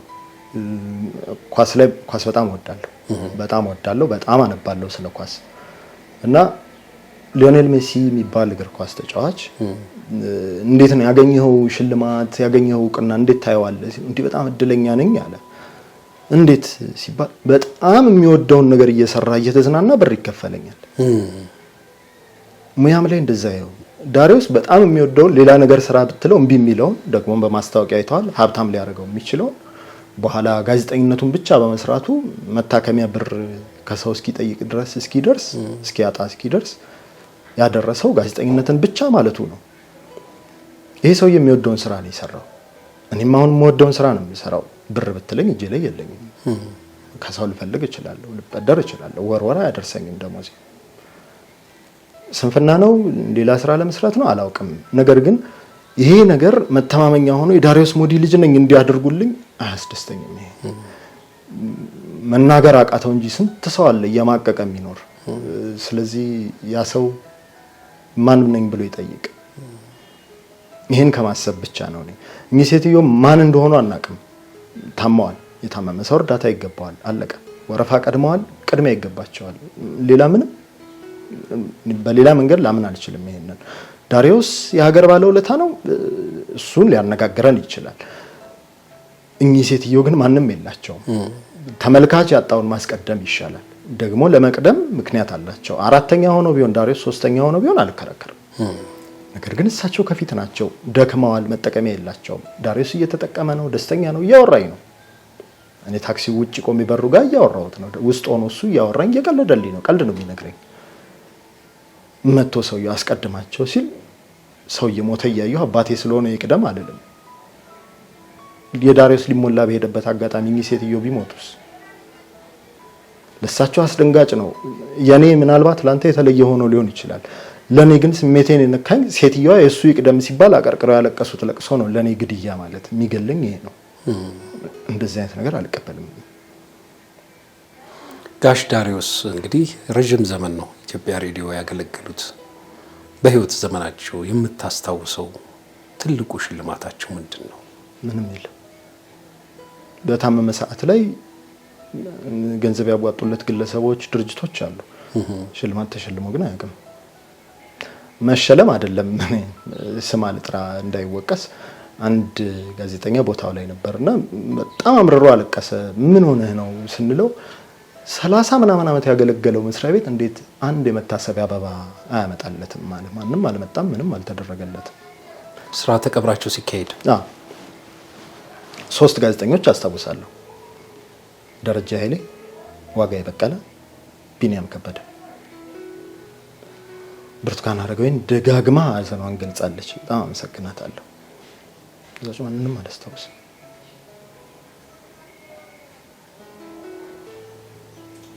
ያው መቼም ትልቁ ነገር እንደ ሐውልት የሰው ዘንድ ተቀምጦ የሚኖረው በምትሄድበት በምትኖርበት ዘመን ሰዎች ሊያስታውሱህ የሚችል መዓዛው የማይጠፋ ትልቅ ስራ አበርክቶ ማለፍ ነውና ጋሽ ዳሪዮስ ሞዲ በኢትዮጵያ ሕዝብ ዘንድ የማይረሳ ትልልቅ ስራዎችን ሰርተው ያለፉ ጀግና ጋዜጠኛ ነበሩ። ልጃቸውም ይኸው በሳቸው እግር ተተክተ አሁንም የሙያቸውን ጉዞ ጀምረሃል። በብዙ መንገድ የታገልክ ነው። ተወልደ ያደግከው ፈረንሳይ ነው።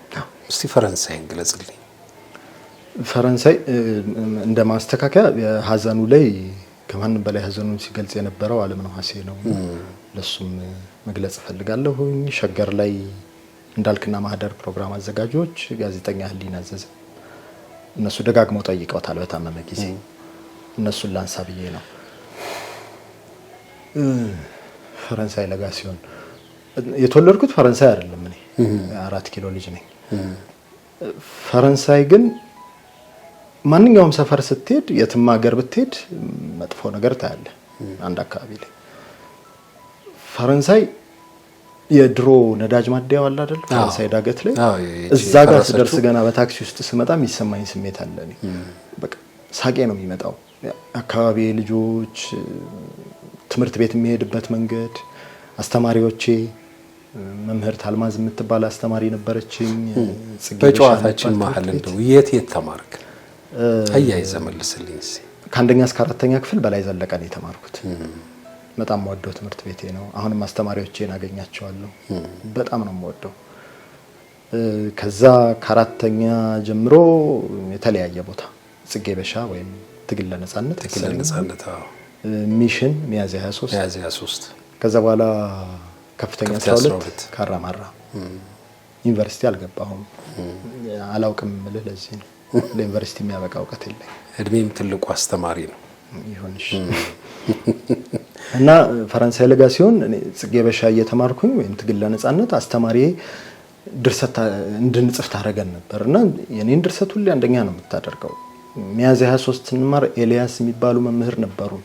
እሳቸው ልክ አርብ የመጨረሻው ክፍለ ጊዜ ላይ ዮሴፍ እያወጣ መጽሐፍ ያነባል። እንደዚህ እየተደረኩ ነው የኖርኩት። እንደዚህ አድርጎ ያሳደገኝን አካባቢ ምን ብዬ ልገልጸው እችላለሁ?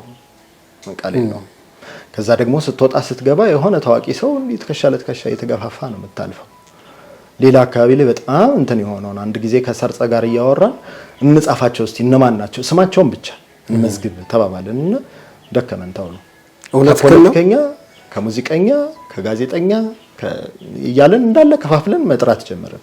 ከፖለቲከኛ ስትል የሚኒሊክ ጻፌ ትእዛዝ የነበሩ ሰው ነው። ከዛ ሀብተወልድ ነው ጻፌ ትእዛዝ ማን እንደሆነ ስማቸው ጠፋኝ።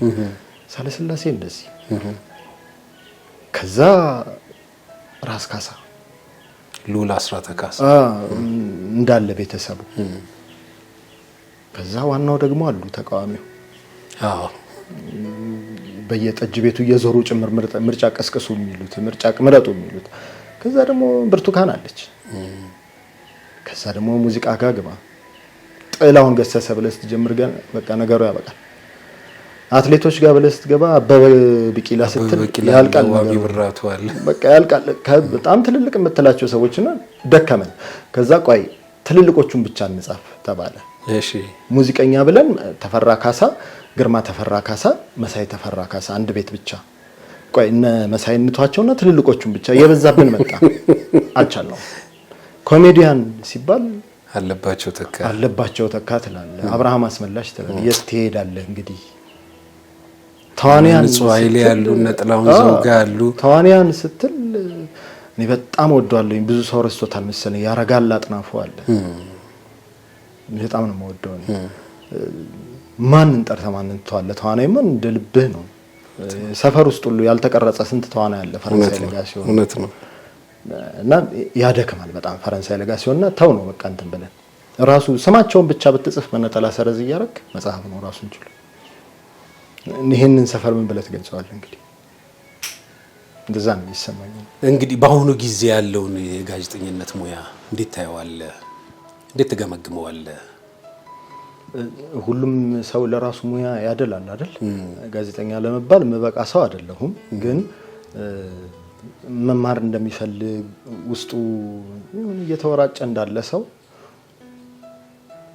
በጣም የሚያሳዝን ደረጃ ላይ ያለ ይመስለኛል። በጣም እየተፈተነ ያለበት ጊዜ ይመስለኛል። ስልክ ያለው ሰው ሁሉ ጋዜጠኛ ሆኗል። አሁን ማዕረጉ በጣም ተፈላጊ ሆኗል። በፊት አዋቂ ነበር ጋዜጠኛ የሚሆነው፣ አንብቦ የበቃ ሰው ነበር ጋዜጠኛ የሚሆነው። አምባሳደሮች ነበሩ ጋዜጠኛ የሚሆኑት። ለቤተ መንግስት ዘገባ የሚመረጥ ሰው ነበር አዋቂ ነው ተብሎ። አሁን ላይ በጣም ያሳዝናል። በተለይ ደግሞ ሌላው ቢሆን ችግር አልነበረውም። አውቀውት ይወጣሉ ብለህ የምታስባቸው ከጋዜጠኝነት ትምህርት ተምረው የመጡ ሰዎች ጭምር የሚያስደነግጥ ነገር ነው ይዘው የሚመጡት። በጣም ይሄ ስም መጥራት እንዳይሆንብኝ ብዬ ነው የማገኛቸውም ስላሉ ነው። አንድ ቦታ ላይ ስናወራበት ነበር ከአንተም ጋር። አንድ ዝግጅት ተዘጋጀ፣ ዜና ሽፋን ለመስጠት ሄድኩኝና ከምሳ በኋላ ፕሬስ ሪሊዝ ስለሚሰጥ ምሳ ብሉ ተባለና ባለስልጣናቱ ወደዚህ ቦታ ሂዱ፣ ጋዜጠኞች ወደዚህ ቦታ ሂዱ ተባለ እና ፕሬስ ሪሊዝ ወረቀቱን እያየሁት ወደ ምሳው የሚበላበት ጋር እየሄድን ጋዜጠኞች መጥተዋል፣ እነሱ ቶሎ ስለሚጨርሱት ቶሎ ብለን እናንሳ ሲል ሰማሁት የድርጅቱ ተቀጣሪ። ለኔ በጣም አሳፈረኝ። ጋዜጠኛ ምግብ ለመብላት እንደሚመጣ ሰው ተደርጎ ሲቆጠር ያናድዳል። ከዛ ግን እውነትም የኢቨንት የሚባል ነገር ክዋኔ ለመዘገብ ሲሄዱ ብር መቀበል የሚፈልጉ ጋዜጠኞች በዝተዋል። ጋዜጠኝነት ይሄ ትርጉም ተሰጥቶታል። አሁን ለኔ ያሳዝነኛል። ምክንያቱም አባቴ ዳሪዮስ ነው። ጋዜጠኝነቱን በምንም ማትደልልበት ሰው ነው። ከዛ ደግሞ ጋዜጠኝነት ትምህርቱ ላይ ኢንተርቪው ልታደርገው ቃለ መጠይቅ ልታደርገው ከሄድከው ሰው ጋር ሻይ እንኳን አጠጣ ይላል። ጥቅም መቀበል የለብህም። አሁን ዜና ሽፋን ልትሰራ ስትሄድ አበል ተብሎ ብር ይሰጣል። ይሄ ይፈልጋል። ብር የሰጠህን ሰው ምን ብለህ ልትዘግብለት ትችላለህ? የከፈለህን ሰው እና ሙያው በጣም እየተፈተነ ያለበት ዜና ካለ አለ ነው። በፊት ኢትዮጵያ ሬዲዮ ላይ ከተነገረ በቃ እውነት ነው። አሁን ላይ ጋዜጠኛ ሲባል ውሸታም ነው። እንደ አይነት ትርጉም ተሰጥቶታል ጋዜጠኝነት። በዚህ ሰዓት ላይ እዚህ ሙያ ውስጥ መገኘት አብሮ የዚህ አስተዋጽኦ ያበረከተ ሰው መሆን ስለሚሰማ በጣም የሚያሳዝንበት ጊዜ ነው። እንግዲህ ለዚህ ምን መደረግ አለበት አላውቅም። ሰውን ቃለ መጠይቅ ማድረግ በሆነ መንገድ የተሳለበት ጊዜ ነው። ሰው ቃለ መጠይቅ ሲደረግ ማዋረድ እንዳለበት የታመነበት ጊዜ ነው። በጣም አስቸጋሪ ጊዜ ነው። አንድን ሰው ስትጋብዝ ቆይ አንተ ማን ሆነህ ነው እያሉ መጠየቅ ሙያ የሆነበት ጊዜ ነው። ከየት እንደመጣ አላውቅም። ምናልባት የግል የሚባሉ ጋዜጦች የሚጽፉበት የራሳቸው መንገድ ነበራቸው። ያ ትክክል ሊሆን ይችላል። ጋዜጠኝነት ላይ ያ የጋዜጠኞች መከልከል፣ ጋዜጦቹ ሲጽፉ የነበሩበትን መንገድ መከተል እንደ ዘዬ ተይዞ እንደው አላውቅም፣ እውቀት ስለሌለኝ ጉዳዩ ላይ። ነገር ግን አሁን ላይ እንዲህ አይነት ሰዓት ላይ ደርሰናል። ይሄ ፈተና ነው። ጋዜጠኛ ሲባል መቃወም ያለበት ሰው ተደርጎ የተሳለበት ጊዜ ነው። ጋዜጠኛ ተቀጥሮ እንደሚሰራ የተረሳበት ጊዜ ነው። በየትኛውም በኩል ብታየው ወይ ለግል ወይ ለመንግስት ሚዲያ ተቀጥራ መስራት አይቀርም። የተቀጠርክበትን ሚዲያ ፖሊሲ ታከብራለህ፣ ግዴታ ነው። እንደ የትኛውም መስሪያ ቤት ሱፍ ልበስ ሲል ትለብሳለህ። በቁምጣ ልትሄድ አትችልም። ጋዜጠኝነት እንደዛው ነው። የሚዲያው የሚመራበትን መንገድ ትከተላለህ። ይሄ ማለት ውሸታም ነህ ማለት አይደለም። በጣም ውሸት ካወራ የራስህ ህሊና ይወቅሳል። ምክንያቱም ጋዜጠኝነት እውቀት ነው። አሁን ላይ አይመስለኝም ሁሉም ሰው ቴሌቪዥን የሚታይ የነበረውን ካሜራ የሚቀረጽ የነበረው ሞባይሉን አውጥቶ ይቀርጻል። እዚያ አካባቢ እንዲሆነ እኮ ብሎ ያስተላልፋል። ጋዜጠኛ እንድትለው ይፈልጋል። እንደ አለመታደል በለው አላውቅም። ጋዜጠኝነት ተብሎ ሲሸለሙ ታያቸዋለህ። በድፍረት መናገር ስላለብኝ ነው። ቲክቶክ ላይ የሆነ ሚዲያ የሰራውን ዜና ዛሬ እንደዚህ ሆኖ ብሎ ስላነበበ ምርጥ ጋዜጠኛ ተብሎ ሲሸለም ያሸማቅቃል። ትርጉሙ ይሄ ሆኗል። ታደሰ ሙሉነህን የሚያህል ጋዜጠኛ ነበረን። አሁን ታደሰ ሙሉነህን ስንት ሰው ያውቀዋል? ያን የመሰለ ድምጽ መዓዛ ብሩን የሰጠንን ሰው፣ ህብስት ጥሩነህን ያመጣልንን ሰው፣ ጥላሁን ገሰሰን ያገነነ ሰው ማን ተካልን? አሁን ይሄን ሰው ማንም አልተካው። ሰሜነ መኮንንን የሚያህል ምሁር ማን ተካልን? ፈረንሳይ ለጋሲዮን የነበረ ጋዜጠኛ ነው። መልኩ ጭምር ፊቴ ላይ ያለ ሰሜነ የጸጉሩ ገባ ገባ ማለት ሁሉ ስራዬ ብዬ ከጸጉሩ እስከ እግሩ ማየው ሰው የነበረ ሰው ነው። እውቀቱ አትጠይቀኝ። ይሄን ሰውዬ የሚያህል አዋቂ ያለፈበት ሙያ አሁን መጽሐፍ ስለቻለ ብቻ መጽሐፍ የሚቻል የሚመስለው የኔ ቢጤው ደፋር ተሰብስቦበት ስታይ ያሳዝናል። ከዚህ በላይ መፈተን ያለ አይመስለኝም ለጋዜጠኝነት።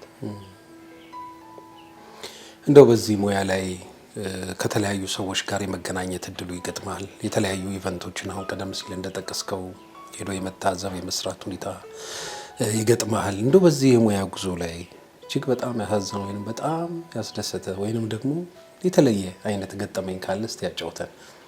አይደለ ገጠመኝ የሚበቃ የስራ ልምድ ላይ ያለው አይመስለኝም። ብዙ የሚያስደነግጡኝ ሰዎች አሉ። ምናልባት በጣም አልቃሻ ነኝ። የሆነ ሰው የሆነ ነገር ሆኖ ሳይ አልችልም፣ ቶሎ አለቅሳለሁ።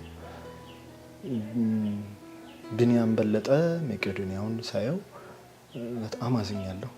እሱን በማግኘቴ በጣም እኮራለሁ። ወንድሙ ኃይሉ የሙያ አጋሮቼን ይዤ ልሂድ ብሎ ባለፈው አንተም ነበር፣ አብረን ነው ሄድነው። አንተም ነበር። ስንሄድ መጥቶ ሲያወራ ስራው ተግባሩ እኮ አይደለም። ብዙ ያን የሚሰሩ ሰዎች አሉ። ታስታውስ ከሆነ መጥቶ አጠገባችን ሲቆም በጣም ብዙ ሰዎችን ከመንገድ አንስቶ እኔ ደግ በሆነ የት ያህል ደግ ልሆን እችላለሁ? በቃ እዛ ቆሞ የምታወሩትንም አንዱንም ነገር አልሰማሁም። እውነቱን ልንገርህ ሀሳብ ስትሰጡ ምናምን የትኛውንም መስማት አልቻልኩም። እያሰብኩ የነበርኩት ምንድነው እኔ ደግ በሆን ለአንድ ሰው ምን ያህል ደግ ልሆን እችላለሁ? ለምሳሌ በሌላ ሰው መመሰል ስለማልፈልግ በራሴ ልመስልልህ። አካሌ ተቆርጦ ምናምን መንገድ ላይ ወድቅና ራሴ ሁለተኛ ሰው ሆኜ ባየው ለዛ ሰውዬ ምንድነው ላደርግለት የምችለው? ምናልባት ምግብ ላበላው እችላለሁ። ምናልባት ባለበት ቦታ ላይ ዳስ ልጥልለት እችላለሁ። በጣም ደግ ሰው ሆነ። ቢኒያም ይሄን አይደለም ያደረገው። ታስታውስ ከሆነ የተንቀሳቃሽ ምስል የተቀረጸውን ስናይ አካሉን ጅብ ቆርጦ ከሰውነቱ ውስጥ የሚያስፈራ አይነት ተባይ ጭምር የሚወጣን ሰው ምን ልታደርግለት ትችላለህ? ምን ልታደርግለት ትችላለህ? ለዛ ሰውዬ በጣም ከራክ ዳስ ተሰራበታለህ፣ ልክ ተደርጎለት እንደነበረው። ቢኒያም ተንበርክኮ በእጁ በባዶ እጁ እየጠረገ ሲያጸዳ ማየት ራሴን ከምንም በላይ ግለጸው ብትለኝ በጣም ሃይማኖተኛ ሰው ነኝ። በጣም አምናለሁ ከተደረገልኝም ነገር አንፃር። ይሄ እንደዚህ አይነት ሰው ሳይ መልአክ ነው እንጂ ምን ትለዋለህ? እንደዚህ አይነት ሰው የነገርኩትን ነገር ይሄ ነው። መጨረሻ ላይ አበሬው ቆሜ አይተኝ ከሆነ እንደው ካሜራ አርፎበት ብዙ ሰው እያየው ስለሆነ ነው እንጂ መንገድ ላይ ባገኘው እኮ ይሄን ሰውዬ ገፍትሬው አልፍ ነበር። አይተዋል እንዴት አይነት ነገር እንደሆነ አናውቀውም፣ ከማን ጋር እየኖርን እንደሆነ። ቅድም ያልኩ የሴትዮዋ ነገር የሚመጣው እዚህ ጋር ነው። ከማን ጋር እየኖርክ እንደሆነ አታውቀውም እስክትተዋወቅ ድረስ። ቢኒያምን ያገኘሁበት አፍታ ለኔ በጣም ገርሞኛል። ያንን ሰውዬ በእጁ ቁስሉን ጠርጎ በባዶ እጁ እኮ ነው። እንዴት ብለህ ከሰው አካል ላይ ትል ትጠርጋለህ በባዶ እጅ? እንዴት ራስህን አትፈራም? እንዴት በሽታ እያዛለሁ አትልም? ምን አይነት ደግነት ነው? የደግነትም በላይ ነው። እንዲህ ያረገ ሰውዬ ያንን ሰውዬ አድኖት የግቢው ሹፌር አድርጎት ያ ሰውዬ የማይመስል አይነት ቁመናው ተመልሶለት እንደዛ ጉድ ሉኪንግ የሆነ ሰውዬ አይተ ለዛ ሰውዬ እንዲህ ያረገ ሰው ደግሞ መቀመጥ አቅቶት ተደግፎ ቆሞ ስታይ ምን ትለዋለህ? እሱን ያገኘሁበት አፍታ በጣም ያስደስተኛል። መጋቢ አዲስ እሸቱን ቃለ መጠይቅ ያደረኩበት በጣም እኮራበታለሁ፣ በጣም እደሰትበታለሁ። እሳቸው እኔን ያነጋገሩበትን መንገድ በጣም እኮራበታለሁ። እሱ ከዛ ያው የዳሪዮስ ልጅ መሆን ራሱ የሆነ ፍቅር ሲያሰጥህ ደስ ይላል። የሚገባኝ ባይሆንም ሰው ሲወደህ ደስ ይላል። ጆሲ እንግዲህ ጨዋታችን ወደ ማጠቃለሉ ነን። በዚህ አብረን በቆይታችን ውስጥ ያላነሳ ነው ወይ ቢነሳ የምትለው የቀረ ነገር ካለ እድሉ ልስጥ እስቲ። ብዙ የቀረ ነገር የለም። እንግዲህ ስለነካካ ነው ቅድም ቤተሰቦቻቸውን እያልኩኝ አይደለም በዚህ አጋጣሚ። ነገር ግን ስሜነህ መኮንን መከበር አለበት፣ ታደሰ ሙሉነህ መከበር አለበት፣ ጳውሎስ ኞኞ መከበር አለበት። ስለ ዳሪዮስ አይደለም አሁንም ማወራው። ኢትዮጵያ ቴሌቪዥን ታድሶ በጣም የሚያምር ግቢ ውስጥ ነው ያለው። ኢትዮጵያ ሬዲዮ እንደዛው። እነዚህ ሰዎች ቢያንስ በስማቸው አንድ ስቱዲዮ ይገባቸዋል። ስቱዲዮ ኤ ቢ ሲ ዲ ከምትል ታደሰ ሙሉነህ ይገባዋል። ታደሰ ሙሉነህ ስቱዲዮ ብትለው ለስምም ያምራል። ይሄ ሰውዬ የለፋው ልፋት እና ለምነህ ሲያወሩ ሰማቸዋለሁ። ታደሰ ሙሉነህ መኪናው ስታልፍ ለማየት ሰልፍ ነበር፣ ተሽቀዳደም ነበር። በእርግጠኛነት አንተም ታውቀዋለህ። ደርሼ አላየሁትም፣ አዝናለሁ። ጎርፍነህ ይመርን በጣም ነው የምወደው ነው። ጎርፍነህ ይመር እንዲሁ ተረስቶ ሲቀር ያሳዝናል። እሺ የሞቱት ሞተዋል። በቅርብ ጊዜ ጋዜጠኞችን ለማክበር ተብሎ አንድ ዝግጅት ተዘጋጀ። አንድ ጋዜጠኛ ተጋበዙ። እንዳጋጣሚ ጥሩ ሁኔታ ላይ ስላልሆኑ ለክብራቸው ስለ ያሉበትን ሁኔታ መግለጽ አልፈለኩም። ግን ቤተሰባቸው መጣ ተተክቶ እና ምን እያሰቡ ነው እንዴት ናቸው ተብሎ ተጠየቀ። 2ቴም 3ቴም 4ቴም ሬዲዮ እየሰማ የገዛ ስሙ በቅርቡ ህይወታቸው ያለፈው በእንደዚህ ዓመተ ምህረት ህይወታቸው ያለፈው እየተባለ ሲነገር ሰምቶ በጣም አዝኗል በኢትዮጵያ መገናኛ ብዙሃን አሉ። ለኔ በጣም ስሜት የነካኝ ይሄ ሰው ብታውንም ባታውንም ይንበርበሩ ምትኬ ናቸው። በህይወት እያለ ሞተሃል መባል መረሳት እንዴት ያማል። ወደድክም ጠላህም እነዚህ ሰዎች እኔ ጋዜጠኝነቴን ስራውን እየሰራሁት ስለሆነ እየተፍጨረጨርኩ ስለሆነ ለማወቅ ጋዜጠኛ ለመባል አይደለም አልፈልግም፣ የሚገባኝም ነገር አይደለም፣ በጣም ሰፊ ነው። ግን እነዚህ ሙያውን መስመር ያሰመሩለት ሰዎች ከሆነ ካይቀር እነሱን ነው ተብሎ የሚነገርላቸው የሚገባቸው ሰዎች በህይወት እያሉ ተረስተው ማየት ያሳምማል። ይንበርበሩ ምትኬ በህይወት እያሉ ሞቷል መባል ያሳዝናል። ደምሴ ዳምጤ እኮ ይንበርበሩ ምትኬን ነበር መሆን የሚፈልገው። ጎርፍነህ ይመር እንደዛው ቤት ይመጣ ስለነበር ህፃንም በሆን ሲያወራ ሰምቼዋለሁ። እነዚህን ሰዎች ያሰለጠኑ ሰው በህይወት እያሉ ሞቷል እኮ መባል ያሳዝናል። ስለዚህ እነዚህ ሰዎች ቢያንስ አክብሮትህን ማሳየት አለብህ። ቢሞቱም የሞቱት ያው አምልጠውናል እንዳለ መታደል ሆኖ፣ ነገር ግን በጣም ብዙ አሉ። ጋሽ ከበደ አንድ ጊዜ አግኝቻቸው ነበርና በጣም ያሳዝናል የነበሩበት ሁኔታ። በህመማቸው ምክንያት አሁን ስላለፉ ነው የማወራው። መቆጣጠር አይችሉም ራሳቸውን። እኚህ ሰውዬ በአይን አለማየት ደረጃ መሸሽ ያሳዝናል። እውቀታቸው ጥግ የደረሱ ሰው ናቸው ጋሽ ከበደ። ተጠግቼ ሳወራቸው የተደሰቱትን ደስታ አትጠይቀኝ። ምን ነው ስላቸው የሚያየኝ የሚሰማኝ ሰው ፈልግ ነበር አሉኝ። ስለዚህ እነዚህን ሰዎች ማየት ያስፈልጋል። በህይወት ያሉትን የሞቱትም አመለጡ፣ በቃ ቀረብን። የተጎዳ ነው እኛ ነን። እነሱ በሚያስገርም ሁኔታ መታየትም አይፈልጉም ነበር። በቃ በእውቀታቸው ለሀገራቸው ፍቅራቸው መግለጽ አይፈልጉም። እየኖሩ ነው ማሳየት የሚፈልጉት። ዳሪዮስ አንድ ቀን አገሬ ብሎ ሲንገበገብ አይቼው አላውቅም። ግን አንድም ቀን መብራት ጠፋ ብሎ ሲማረር አይቼው አላውቅም። አንድም ቀን ወደ ውጭ የመሄድ ፍላጎት አይቼበት አላውቅም። ይሄ ደግሞ የዳሪዮስ ብቻ አይደለም። ጳውሎስም ምትል እንደዚሁ ነው። ጋሽ ስሜነ መኮንን እኔ ሁሌ ስሙን አነሳለሁ። የለም አንዲት ጀማሪ ጋዜጠኛ እንደ እየጠየቅኳት እስቲ ማንን ነው አራያ እያደረገሽ ያደግሽው አልኳት። ጳውሎስ ኞኞን ታውቂዋለሽ አላውቀውም አለች። ታደሰ ሙሉነህን ታውቂዋለሽ አላውቀውም አለች። ስሜነህን ሩቅ ነው ጋዜጣም ላይ ስለነበር የስሜነ መኮንንን አእምሮ አለመመኘት በጣም ያሳዝናል። ከተመኘ ለምን እሱን አትመኝም? ከዛ አንጻር በጣም የሚወደዱት የሆኑ ሰዎች ስም መጥራት አያስፈልግም ብዬ ነው ለአንተ ከካሜራ ጀርባ ልነግርህ እችላለሁ። ግን ጳውሎስን አላውቀውም ብላኝ፣ ታደሰ ሙሉነህን አላውቀውም ብላኝ፣ ማን ነው የምታደንቂው ጋዜጠኛ ስላት ለኔ ልክ ይሄ ምን ብዬ ልግለጽልህ? እውቀት ስለሌለኝ ያገላለጽ ማስረዳት ላይ አልችልም። ግን ቀዝቃዛው ላይ ሄሌ ውርድ ሲልብህ አይነት በቆምኩበት ነው ድንዝዝ ያልኩት። ከምን ወርደህ ማንን ነው የምታወራው? ስለማን ነው የምታወራልኝ? የምታወራው ነገር ቢያንስ እንትናን እኮ በጣም ነው የማደንቀው በነገራችን ላይ ስትለኝ ያንተን አይምሮ ለከዋለሁ። ሙዚቃ ማለት እንደ ጥላሁን ገሰሰ ስትል ቢያንስ የሆነ ጣም ገብተዋል ማለት ነው። ሙዚቃ ማለት እንደ ዮሴፍ ስትል ግን እኔ ጥያቄ አለኝ። ስለማን እያወራህ ነው? ጋዜጠኛ ሲባል እንደ ዮሴፍ ዳሪዮስ እኮ ድምፁ የሚያምር ጥያቄ አለኝ እዛ ጋር እኔ። ምክንያቱም በጣም የሚያምር እኮ ጋዜጠኞች አሉ። ንጉሴ አክሊሉ አለ በህይወት። ለምን አትሰማውም? ይሄን ሰውዬ ይንበርበሩ ምትኬ እኮ አለ። በጣም ያሳዝናል ያለበት ሁኔታ። በጣም ዋጋዬ በቀለ ስትሮክ መጥቶት አካሉ አይንቀሳቀስም። በጣም ወጣት እኮ ነው ገና ምናልባት 50ዎቹ ውስጥ። ይሄ ሰውዬ ለማሰብ ያሳዝናል። የዋጋዬን ኤዲቲንግ ወይም ደግሞ ቃላት እርማት የትም አታገኘውም ይለዋል። የኔነህ ከበደን በጣም ነው የምወደው። እኔ አጠገቡ ነበር የምቀመጠው ቦታ መርጬ ሸገር እያለሁኝ። የኔነህ እውቀት ያስደነግጣል። ነገርን በአንድ ቃል ይገልጽልሃል።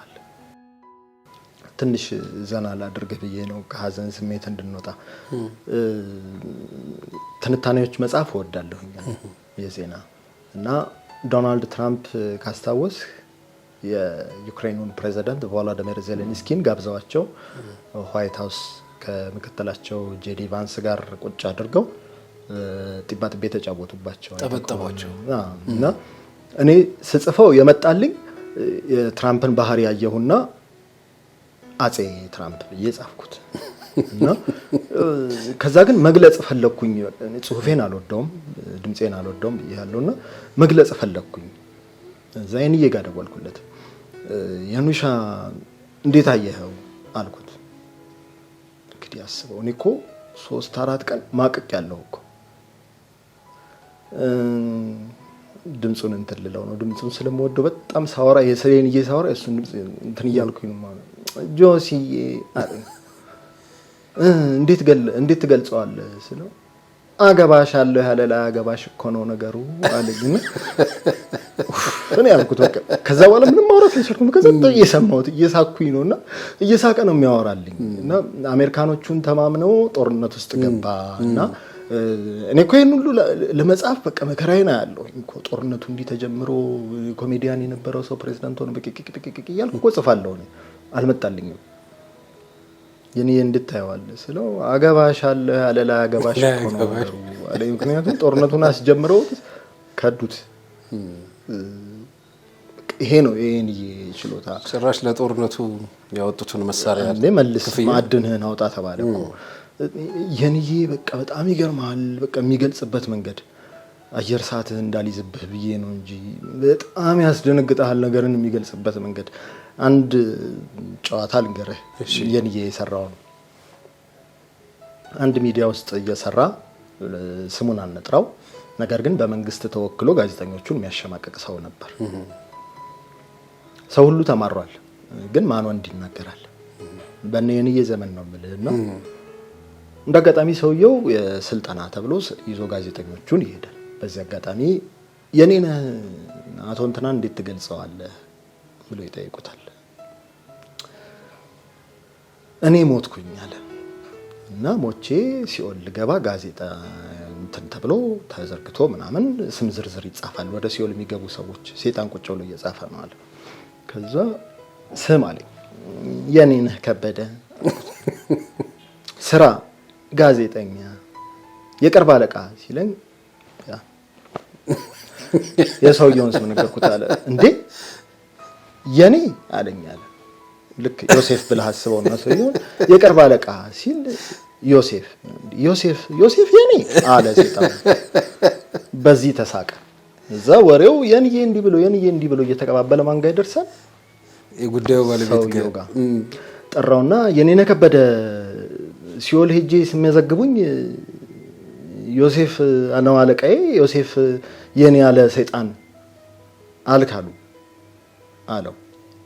የኔ መልስ ያው ብሶት የወለደው ንግግር ነው አልኩት። እና የኔ እንዲቀልድልሃል እየቀለደ የሚነግርህ ዕውቀት ግን ያስደነግጣል። ብርቱካን አረጋዊን አለችልህ። በስመ አብ ዕውቀት ያስደነግጣል። እነዚህ ሰዎች አሁን እንዳልነበሩ ተረስተዋል።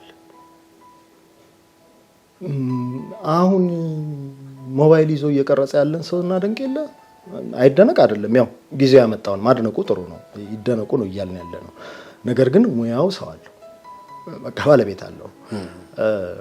አንድ ታዋቂ ደራሲ መቃብር አለ እና መቃብሩ ሐውልት አይደለም በር ነው። በር መቃኑ ተደርጎ በሩ ብቻ ነው የቆመው፣ ተቆልፏል። ጓጉንቸር የሚባለው ቁልፍ አለ አይደል? ተቆልፏል። ቁልፉ ይዞት ነው የተቀበረው። ጋዜጠኝነት እንዲህ ነው ለኔ። ቁልፉን ይዘውት የሞቱ ሰዎች አሉ። ቁልፉን ማግኘት ከፈለክ እነዚህን ሰዎች ማጥናት አለብህ፣ ግዴታ ነው። መዓዛ ብሩን መጠየቅ አለብህ። እንዴት ነው ይሄን የመሰለ ቃለ መጠይቅ አሰራር ያወቀችው? ጋሽን በርበሩን መጠየቅ አለብህ።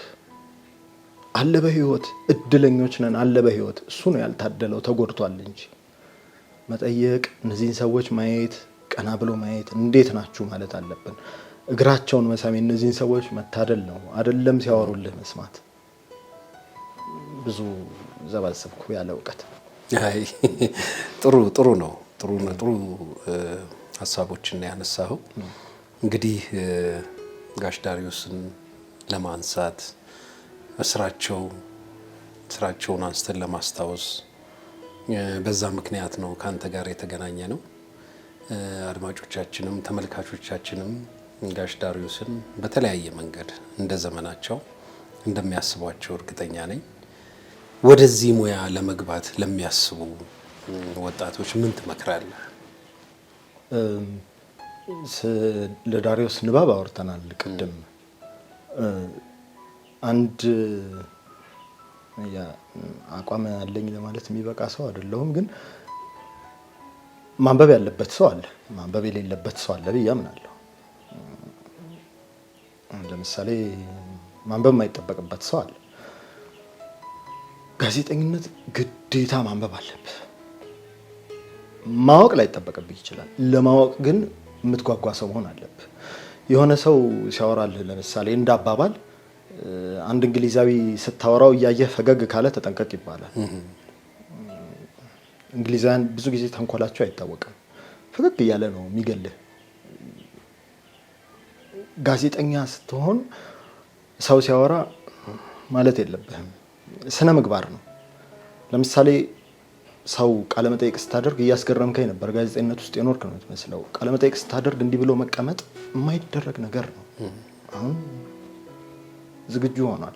ጋዜጠኝነት በእውቀትም በባህሪም መዘጋጀት ነው። ሰውን ማዋረድ አይጠበቅብህም። ጋዜጠኛ ለመባል ማክበር ነው የሚጠበቅብህ። ንግግሩ ያጋልጠው ሰውየውን የሚመልስበት መንገድ ሰው አይቶት ይሄ ሰውዬ ይበል፣ አንተ አይደለህም ፈራጁ፣ አንተ አይደለህም አዋራጁ። ቃለ መጠይቅ ስታደርግለት አንተ አክብር። በቃ መጠየቅ አለበት የሚባለውን ነገር ጠይቅ። ዳንኤልን አግኝቼው ሳናግረው የሀገር መሪ ሲሆን አንድ ተራ ይባልም ተርታ ዜጋ እድሉን የማያገኝ ሰው ቢያገኘው ሊጠይቀው የሚችለውን ነገር ነው መጠየቅ ያለብኝ። የኔን ፍላጎት አይደለም። እኔማ በቃ ወኪል ነኝ። ስለዚህ ያ ሰውዬ ቢያገኘው ዳንኤል የሚባለውን መሪ ምንድነው ሊጠይቀው የሚችለው? እሱን ስጠይቅህ እየሰደብኩህ አይደለም። ሰዎች እንዲህ ይሉሃል፣ አንተ ምን ትላለህ? ለአንተ ነው እድል የምሰጥህ ራስህን እንድትከላከል። ከዛ አንተ ራስህን በምትከላከልበት መንገድ ሰው ይገምግምህ። ማዋረድ አይደለም፣ ሰውየው መንቀፍ አይደለም። ለምን ትነቅፋለህ? ክብር እኮ አለው ሰውየው ከኋላ። ሰው የሚባል ነገር መቆሚያ አለን አይደል? ሁላችንም ሰው ነው በቃ። በሆነ መንገድ ብልሽት ሰውየው መጥፎ ሆኖ ሊሆን ይችላል። ያንን መፍረድ አልችልም እኔ። አሁን የሆነን ሰው ሳናገር ማክበር መጀመሪያ። እሱ መከበርን የማይወድ ሰው ከሆነ ከንግግሩ ሰው ያገኘዋል። ከዛ ሰው የሚለውን ይበል። አንባቢ መሆን አለበት ጋዜጠኛ።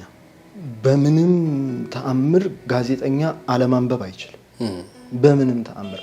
አንድ ሐኪም ላናገር ሲሄድ ቢያንስ እስከዛ እለት ስለ ሐኪም ስለ ሕክምና የተነገረውን ነገር ማወቅ አለብኝ።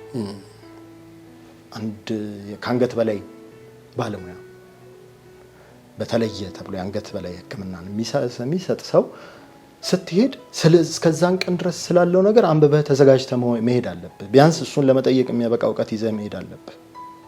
አሁን ጋዜጠኝነት ማለት ስልክን ይዘህ እሺ ብሎ መጠየቅ ሆኗል። ወረቀት ይዘህ ሂድ፣ ተዘጋጅ። ዜና ሊነበብ ሲገባ ጻፍ፣ አንብብ። መጀመሪያ ቃላትን ወቅ። አሁን ጋዜጠኛ ተብለው ፌስቡክ ላይ ሲጽፉ ውና ው አይደል? አመት ሲጻፍ አይኑ አ አልፋው አ ጸሎቱ ጸ ብልቅ ይላል። ጽሁፍ ሲጻፍ ይህን ሁሉ ልታገኝ የምትችለው ከማንበብ ነው። ጋዜጠኛ በፍጹም ከንባብ መለየት የለበትም። የሆነ የሕክምና ባለሙያ ጋብዘህ ስለ ጆሮ ተፈጥሮ ሲያወራልህ ማለት የለብህም።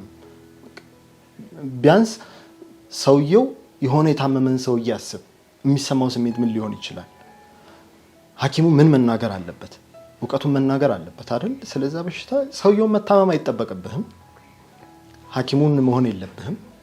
የሚጠበቅብህ ምንድን ነው? ስለዛ ነገር መነሳት ያለበትን ጉዳይ ማንሳት አለብህ። እሱን ለማንሳት ምንድን ነው አማራጭ? ማንበብ ነው። በጣም እድለኛ ጊዜ ላይ ነን። ስልክ የሚባል ነገር አለ፣ ኢንተርኔት የሚባል ነገር አለ። እሱ ላይ ብትፈልግ የማታገኘው ነገር የለም እስኪያስደነግጥህ ድረስ። ለምሳሌ በቀደም ዝግጅት ለመስራት አሰብኩኝና ብዙ ተወርቶ የማያውቅ ርዕሰ ጉዳይ ምንድን ነው ብዬ ጠየቅኩት። ጉግል የሚባል ነገር የሚያመጣውን ታምር ላሳየህ ነው። እስካሁን ድረስ 2 ነው 3 የሬዲዮ ፕሮግራም ነው የተሰራበት ብሎ አንድ እንትን አመጣልኝ። አውስትራሊያ ውስጥ ያለ ድንገት ነው በሄሊኮፕተር ሲሄድ አንድ ሀብታም ያየው መሬት ላይ ከ100 ኪሎ ሜትር በላይ ርዝማኔ ያለው የመሬት ስዕል አለ። መሬት ላይ የተሳለ ስዕል መስመር ማለት ነው። አንድ ሰው የቆመ ሰው ፎቶ ነው። 100 ኪሎ ሜትር ነው ርዝማኔው።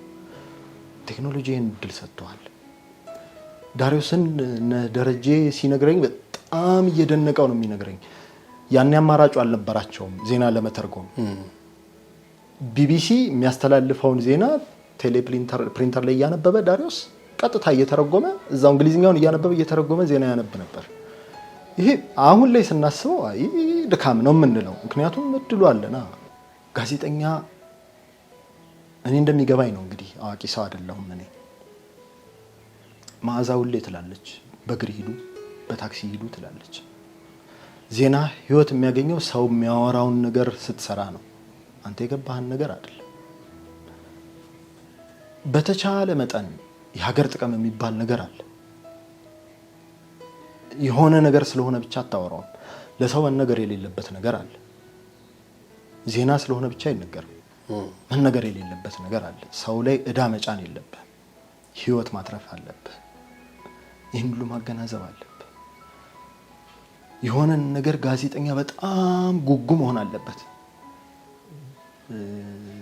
ጋሽ አበበ ባልቻ ኪዩሪየስ መሆን አለበት ጋዜጠኛ ይል ነበር። ሁልጊዜ መሆን አለብህ። በቃ የሆነን ነገር ስታይ እንዴት ሆነ ብለህ ጉጉ መሆን አለብህ። መጠየቅ አለብህ። እኔ ጥሩ ተማሪ የሆንኩ አይመስለኝም፣ ግን ብዙ ለፍተውብኛል እነዚህ ሰዎች። ውለታቸው አለብኝ። በጣም መጠየቅ አለብህ። በጣም ማውራት መቻል አለብህ። ስልክህን ይዘህ ታክሲ ውስጥ እንዲህ ማለት አይጠቅምም። አካባቢህን ማየት አለብህ። የተቀየረ ነገር ማስተዋል አለብህ። በጣም ዝግጅት ይፈልጋል። ይሄ ሲታይ ከባድ ይመስላል። ዋናው ነገር ምንድነው? አጠቃላይ ለመጠቅለል ተመልካች መሆን አለብህ። ዙሪያ እየሆነ ያለውን ነገር ማየት አለብህ። ማንበብ፣ አካባቢህንም መጽሐፍንም እንደዛ መሆን አለብህ። በጋዜጠኝነት ውስጥ ወደዚህ መምጣት ለሚፈልጉ ካሁን በኋላ በመጽሐፍ ደረጃ ወይንም ሌሎች ነገሮች ሊሆኑ ይችላሉ ምን ለመስራት እቅዳለ? በዚህ ሙያ ውስጥ ጋዜጠኛ ለመሆን ፈልጋለሁ። የሚያውቅ ባለሙያ መሆን ፈልጋለሁ። በጣም ብዙ ነገር ማወቅ ስላለብኝ ብዙም አላቃቸው ነገሮች ስላሉ ምንም እውቀት ስለሌለኝ ማወቅ ፈልጋለሁ። እኔ ስለማልወደው ድምጼን በጣም ማሻሻል ፈልጋለሁ። አነባበቤን ማሳደግ ፈልጋለሁ። ለሀገሬ በጠቀም ደስ ይለኛል። የሚጠቅም ነገር ብሰራ። ከዛ ባለፈ መጽሐፍን በተመለከተ ባይተዋሩ ልዑል የመጀመሪያ መጽሐፌ ነው። 1000 ኮፒ አልቋል። ቀድሞ የገዙ ሰዎች ብዙዎቹ ደርሷቸዋል። በተለያየ ምክንያት ያልደረሳቸው ይኖራሉ። አሁንም ሊያገኙኝ ይችላሉ። ስልክ ቁጥሬን እሰጥሃለሁ። ሊያገኙኝ ሊወስዱ ይችላሉ። አሁንም ምርቃት ዝግጅት ተዘጋጅቶ ነበር። ያስቃል በጣም። የምርቃቱ ላይ 19 ሰው ነው የተገኘው። በጣም ደስ ያለኝ ለኔ ትርጉም የሚሰጡኝ ሰዎች ስለተገኙ ጋሻ ለመለኮት መዋል የክብር እንግዳ ተደርጎ ተጠራና እሱን ስላገኘው ብቻ እንዴት ደስ እንዳለኝ አትጠይቀኝ። ከዳሪዮስ ጋር ቴክኒሻን የነበሩ ሰው ስለመጡ አቶ ድልነሳው የሚባሉ ዳሪዮስን በጣም ነው የሚወዱት። እሳቸው ስለመጡ እኔ በጣም ነው ደስ ያለኝ። 19 ሰው ተገኘ ብለው እነሱ ከፍቷቸው ነበር። እነዚህ ለኔ ትርጉም ያላቸው ሰዎች ስለመጡ እኔ በጣም ነው ደስ ያለኝ። እውነት ነው የምልህ በጣም ነው ደስ ያለኝ። የዛን ዕለት ለመጽሐፉን ለገዙ ሰዎች ለማስረከብ ነበር መጽሐፍ ምርቃት የተዘጋጀው። በዛም ላይ ተገኝተው መጽሐፋቸውን ላልወሰዱ ሰዎች አሁንም መውሰድ ይችላሉ። ሁለተኛ መጽሐፍ አጫጭር ታሪኮች፣ ስብስብ ታሪኮች ተጽፎ ምርማቱ አልቆ ዝግጁ ነው ለመታተም። አቅም ስለሌለኝ ማሳተም አልችልም እንጂ ተዘጋጅቷል። እሱም አለ። ሌላ መጽሐፍ ፈልጋለሁ። ለምሳሌ አባቴን ታሪክ ማዘጋጀት ጀምሬያለሁ። አይተዋል ይመስለኛል ስላወራንበትም እሱን ማዘጋጀት ጀምሬያለሁ። ብዙ መረጃዎች ማሰባሰብ አለብኝ። ዝም ብሎ መጽሐፍ እንዲሆን አልፈልግም። መጽሐፍ ብሎ ዝም እንዲባል ነው የምፈልገው። መጽሐፍ ብሎ ዝም ብሎ መጽሐፍ ሳይሆን እሱ እንዲሆን ነው የምፈልገው። በእኔ እውቀት ደረጃ አሁን ላይ የሚሆን አይመስለኝም፣ ግን በጣም መዘጋጀት ይፈልጋል። እሱን እያዘጋጀው ነው። ገና ነው፣ በጣም ብዙ ይቀረዋል። መረጃዎች ገና እያሰባሰብኩ ነው። ብዙ ሰዎች ማነጋገር አለብኝ። አንድ መጽሐፍ ግን የአጫጭር ታሪኮች መጽሐፍ አልቋል። ለሬዲዮ ዝግጅት የተጠቀምኩባቸው እውነተኛ ታሪኮች 2 እና 3 አጭር ልቦለዶች አንድ ላይ ተደርገው የተዘጋጀ መጽሐፍ አልቋል። ይህንን የሚከታተሉ መቼም በዓለም ዙሪያ አንድ ደግ ኢትዮጵያዊ ይጠፋል ብለን አናስብም። ይህንን በማገዝ ሂደት ውስጥ የራሳቸውን አሻራ የሚያስቀምጡ ኢትዮጵያውያን ይጠፋሉ ብለን አናስብም። በዚህ መንገድ ከመጡ እንደምናገናኝና ልፋትና ድካምህን ለአንባቢያን ለእይታ እንደምናቀርብ ይሁንልን። ጆሲ፣ አንተን ማግኘት የሚፈልጉ ሰዎች በምን አድራሻ ሊያገኙ ይችላሉ? የወል ትስስር ገጽ ሶሻል ሚዲያ ነው የሚባለው መሰለኝ። ሶሻል ሚዲያን ምን አልካት? የወል ትስስር ብየዋለሁ። እኔ ማህበራዊ አልመሰለኝም ነገር ማህበራዊ ትስስርን እየበጠስኩ ማህበራዊ ሚዲያ አይገባኝም። የወል ትስስር አልካት። ሰዎችን ማገናኘት ነው ስራው። ስለዚህ የወል ትስስር ቢባል የሚሻል ይመስለኛል። የመተርጎም እውቀት ባይኖረኝም ቲክቶክ ሰዎች ከፈቱልኝ። ከዛ ገብቼ ሳየው ግን ደነገጥኩኝ በጣም። ምክንያቱም እኔ በጣም አላዋቂ ሰው ነኝ ብዬ ነው የማምነው። ላውቅ የሚያስፈልገኝ ሰው ነኝ ብዬ ነው የማምነው። ማወቅ ያለብኝ ሰው ነኝ። ነገርን ሁሉን ነገር ማወቅ እፈልጋለሁ። አልችልም፣ ግን ማወቅ እፈልጋለሁ። ቢያንስ መሰረታዊ የሚባል ነገር። ብዙ ነገሮችን አላውቅም። ባለቤት አለችኝ። የአንድ ቆንጆ የወንድ ልጅ አባት ነኝ። በጣም ደስተኛ ነኝ በዚህ። ብዙ ነገር ስለ ትዳር ማወቅ እፈልጋለሁ። እናቴ ነች ስለ ትዳር ያስተማረችኝ። ቲክቶክ ላይ ስገባ ግን እኔ ያልኩት ማለት ምን ስታረግ ስድድብ መንደር ትውላለህ ማለት። እኔ ሰውን ሳየው ከብዙ ሰው ጋር የምጣላው ሰውን አይተህ ፊትህን እንድታጠቁር አልፈቅድልህም። ከኔ ጋር ስትሆን አልፈቅድልህም። ይሄንን ሰውን እንድትንቅ አልፈቅድልህም። ይሄንን በቃ ሰው ነው። እንደዚህ ለምን አሰብክ ብለህ ሰው እንድትመታ አልፈቅድልህም። እኔ አልኮል መጠጥ አልጠጣም። ምንም አይነት መጠቀም አልፈልግም። እዛ ቦታ ላይ ስገባ ግን ሲጃራ እያጨሰ ሰው የሚመክር ሰው ሳይ ለኔ እኔ ያልኩት በጣም አሳፈረኝ። ለኔ እዚህ ቦታ ላይ መዋል አልፈልግም። የተወሰኑ 4-5 ቪዲዮዎች አሉኝ ዮሴፍ ዳሪዮስ በሚል ገጽ። ከዛ ውጪ ፌስቡክ ላይ አልፎ አልፎ ጽፋለሁኝ። ስልክ መደወል አልወድም። በጣም ሰነፍ ነኝ ስልክ መደወል። ሲደወልልኝ ግን በደንብ አናግራለሁ ሰው ትመሰክራለህ ይመስላል። ሲደወልልኝ በጣም አናግራለሁ ሰው። እኔ መደወል ግን ተከታትዬ መደወል አልችልም። ስልክ እጠቀማለሁ መደዋወል ማለት ነው። ከዛ ውጪ ፌስቡክ ዮሴፍ ዳሪዮስ የሚል ገጽ፣ ዮሴፍ በፒኤች የሚያልቅ ማለት ነው በእንግሊዝኛው። እሱን ነው የምጠቀመው ፌስቡክ። እንግዲህ ከጆሲ ጋር አውርተን ብናድር አያልቅም። በጣም በብዙ መንገዶች ትልቅ ተሰጥኦና ትልቅ እውቀትና አቅም ያለው ልጅ ነው። የአባቱ እንግዲህ አልጋ ወራሽ ነው። ጋሽ ዳሪዮስን ለማንሳት ለመዘከር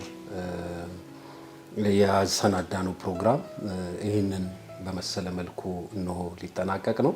ይህንን ፕሮግራም ስናዘጋጅ ከጀርባችን የነበሩ ካሜራ ባለሙያዎችን እንዲሁም ዳኛቸው ኃይለ ጊዮርጊስና ማርታ ጊጋርን ከልብ እናመሰግናለን። እንግዳዬን ጆሲን ዮሴፍ ዳሪዮስ ሞዲን ከልብ አመሰግናለሁ። ተመልካቾቼ በሚቀጥለው በሌላ እንግዳ እስክናገኛችሁ ድረስ በያላችሁበት ሰላማችሁ ይብዛልን። ሰላም ሁኑልኝ።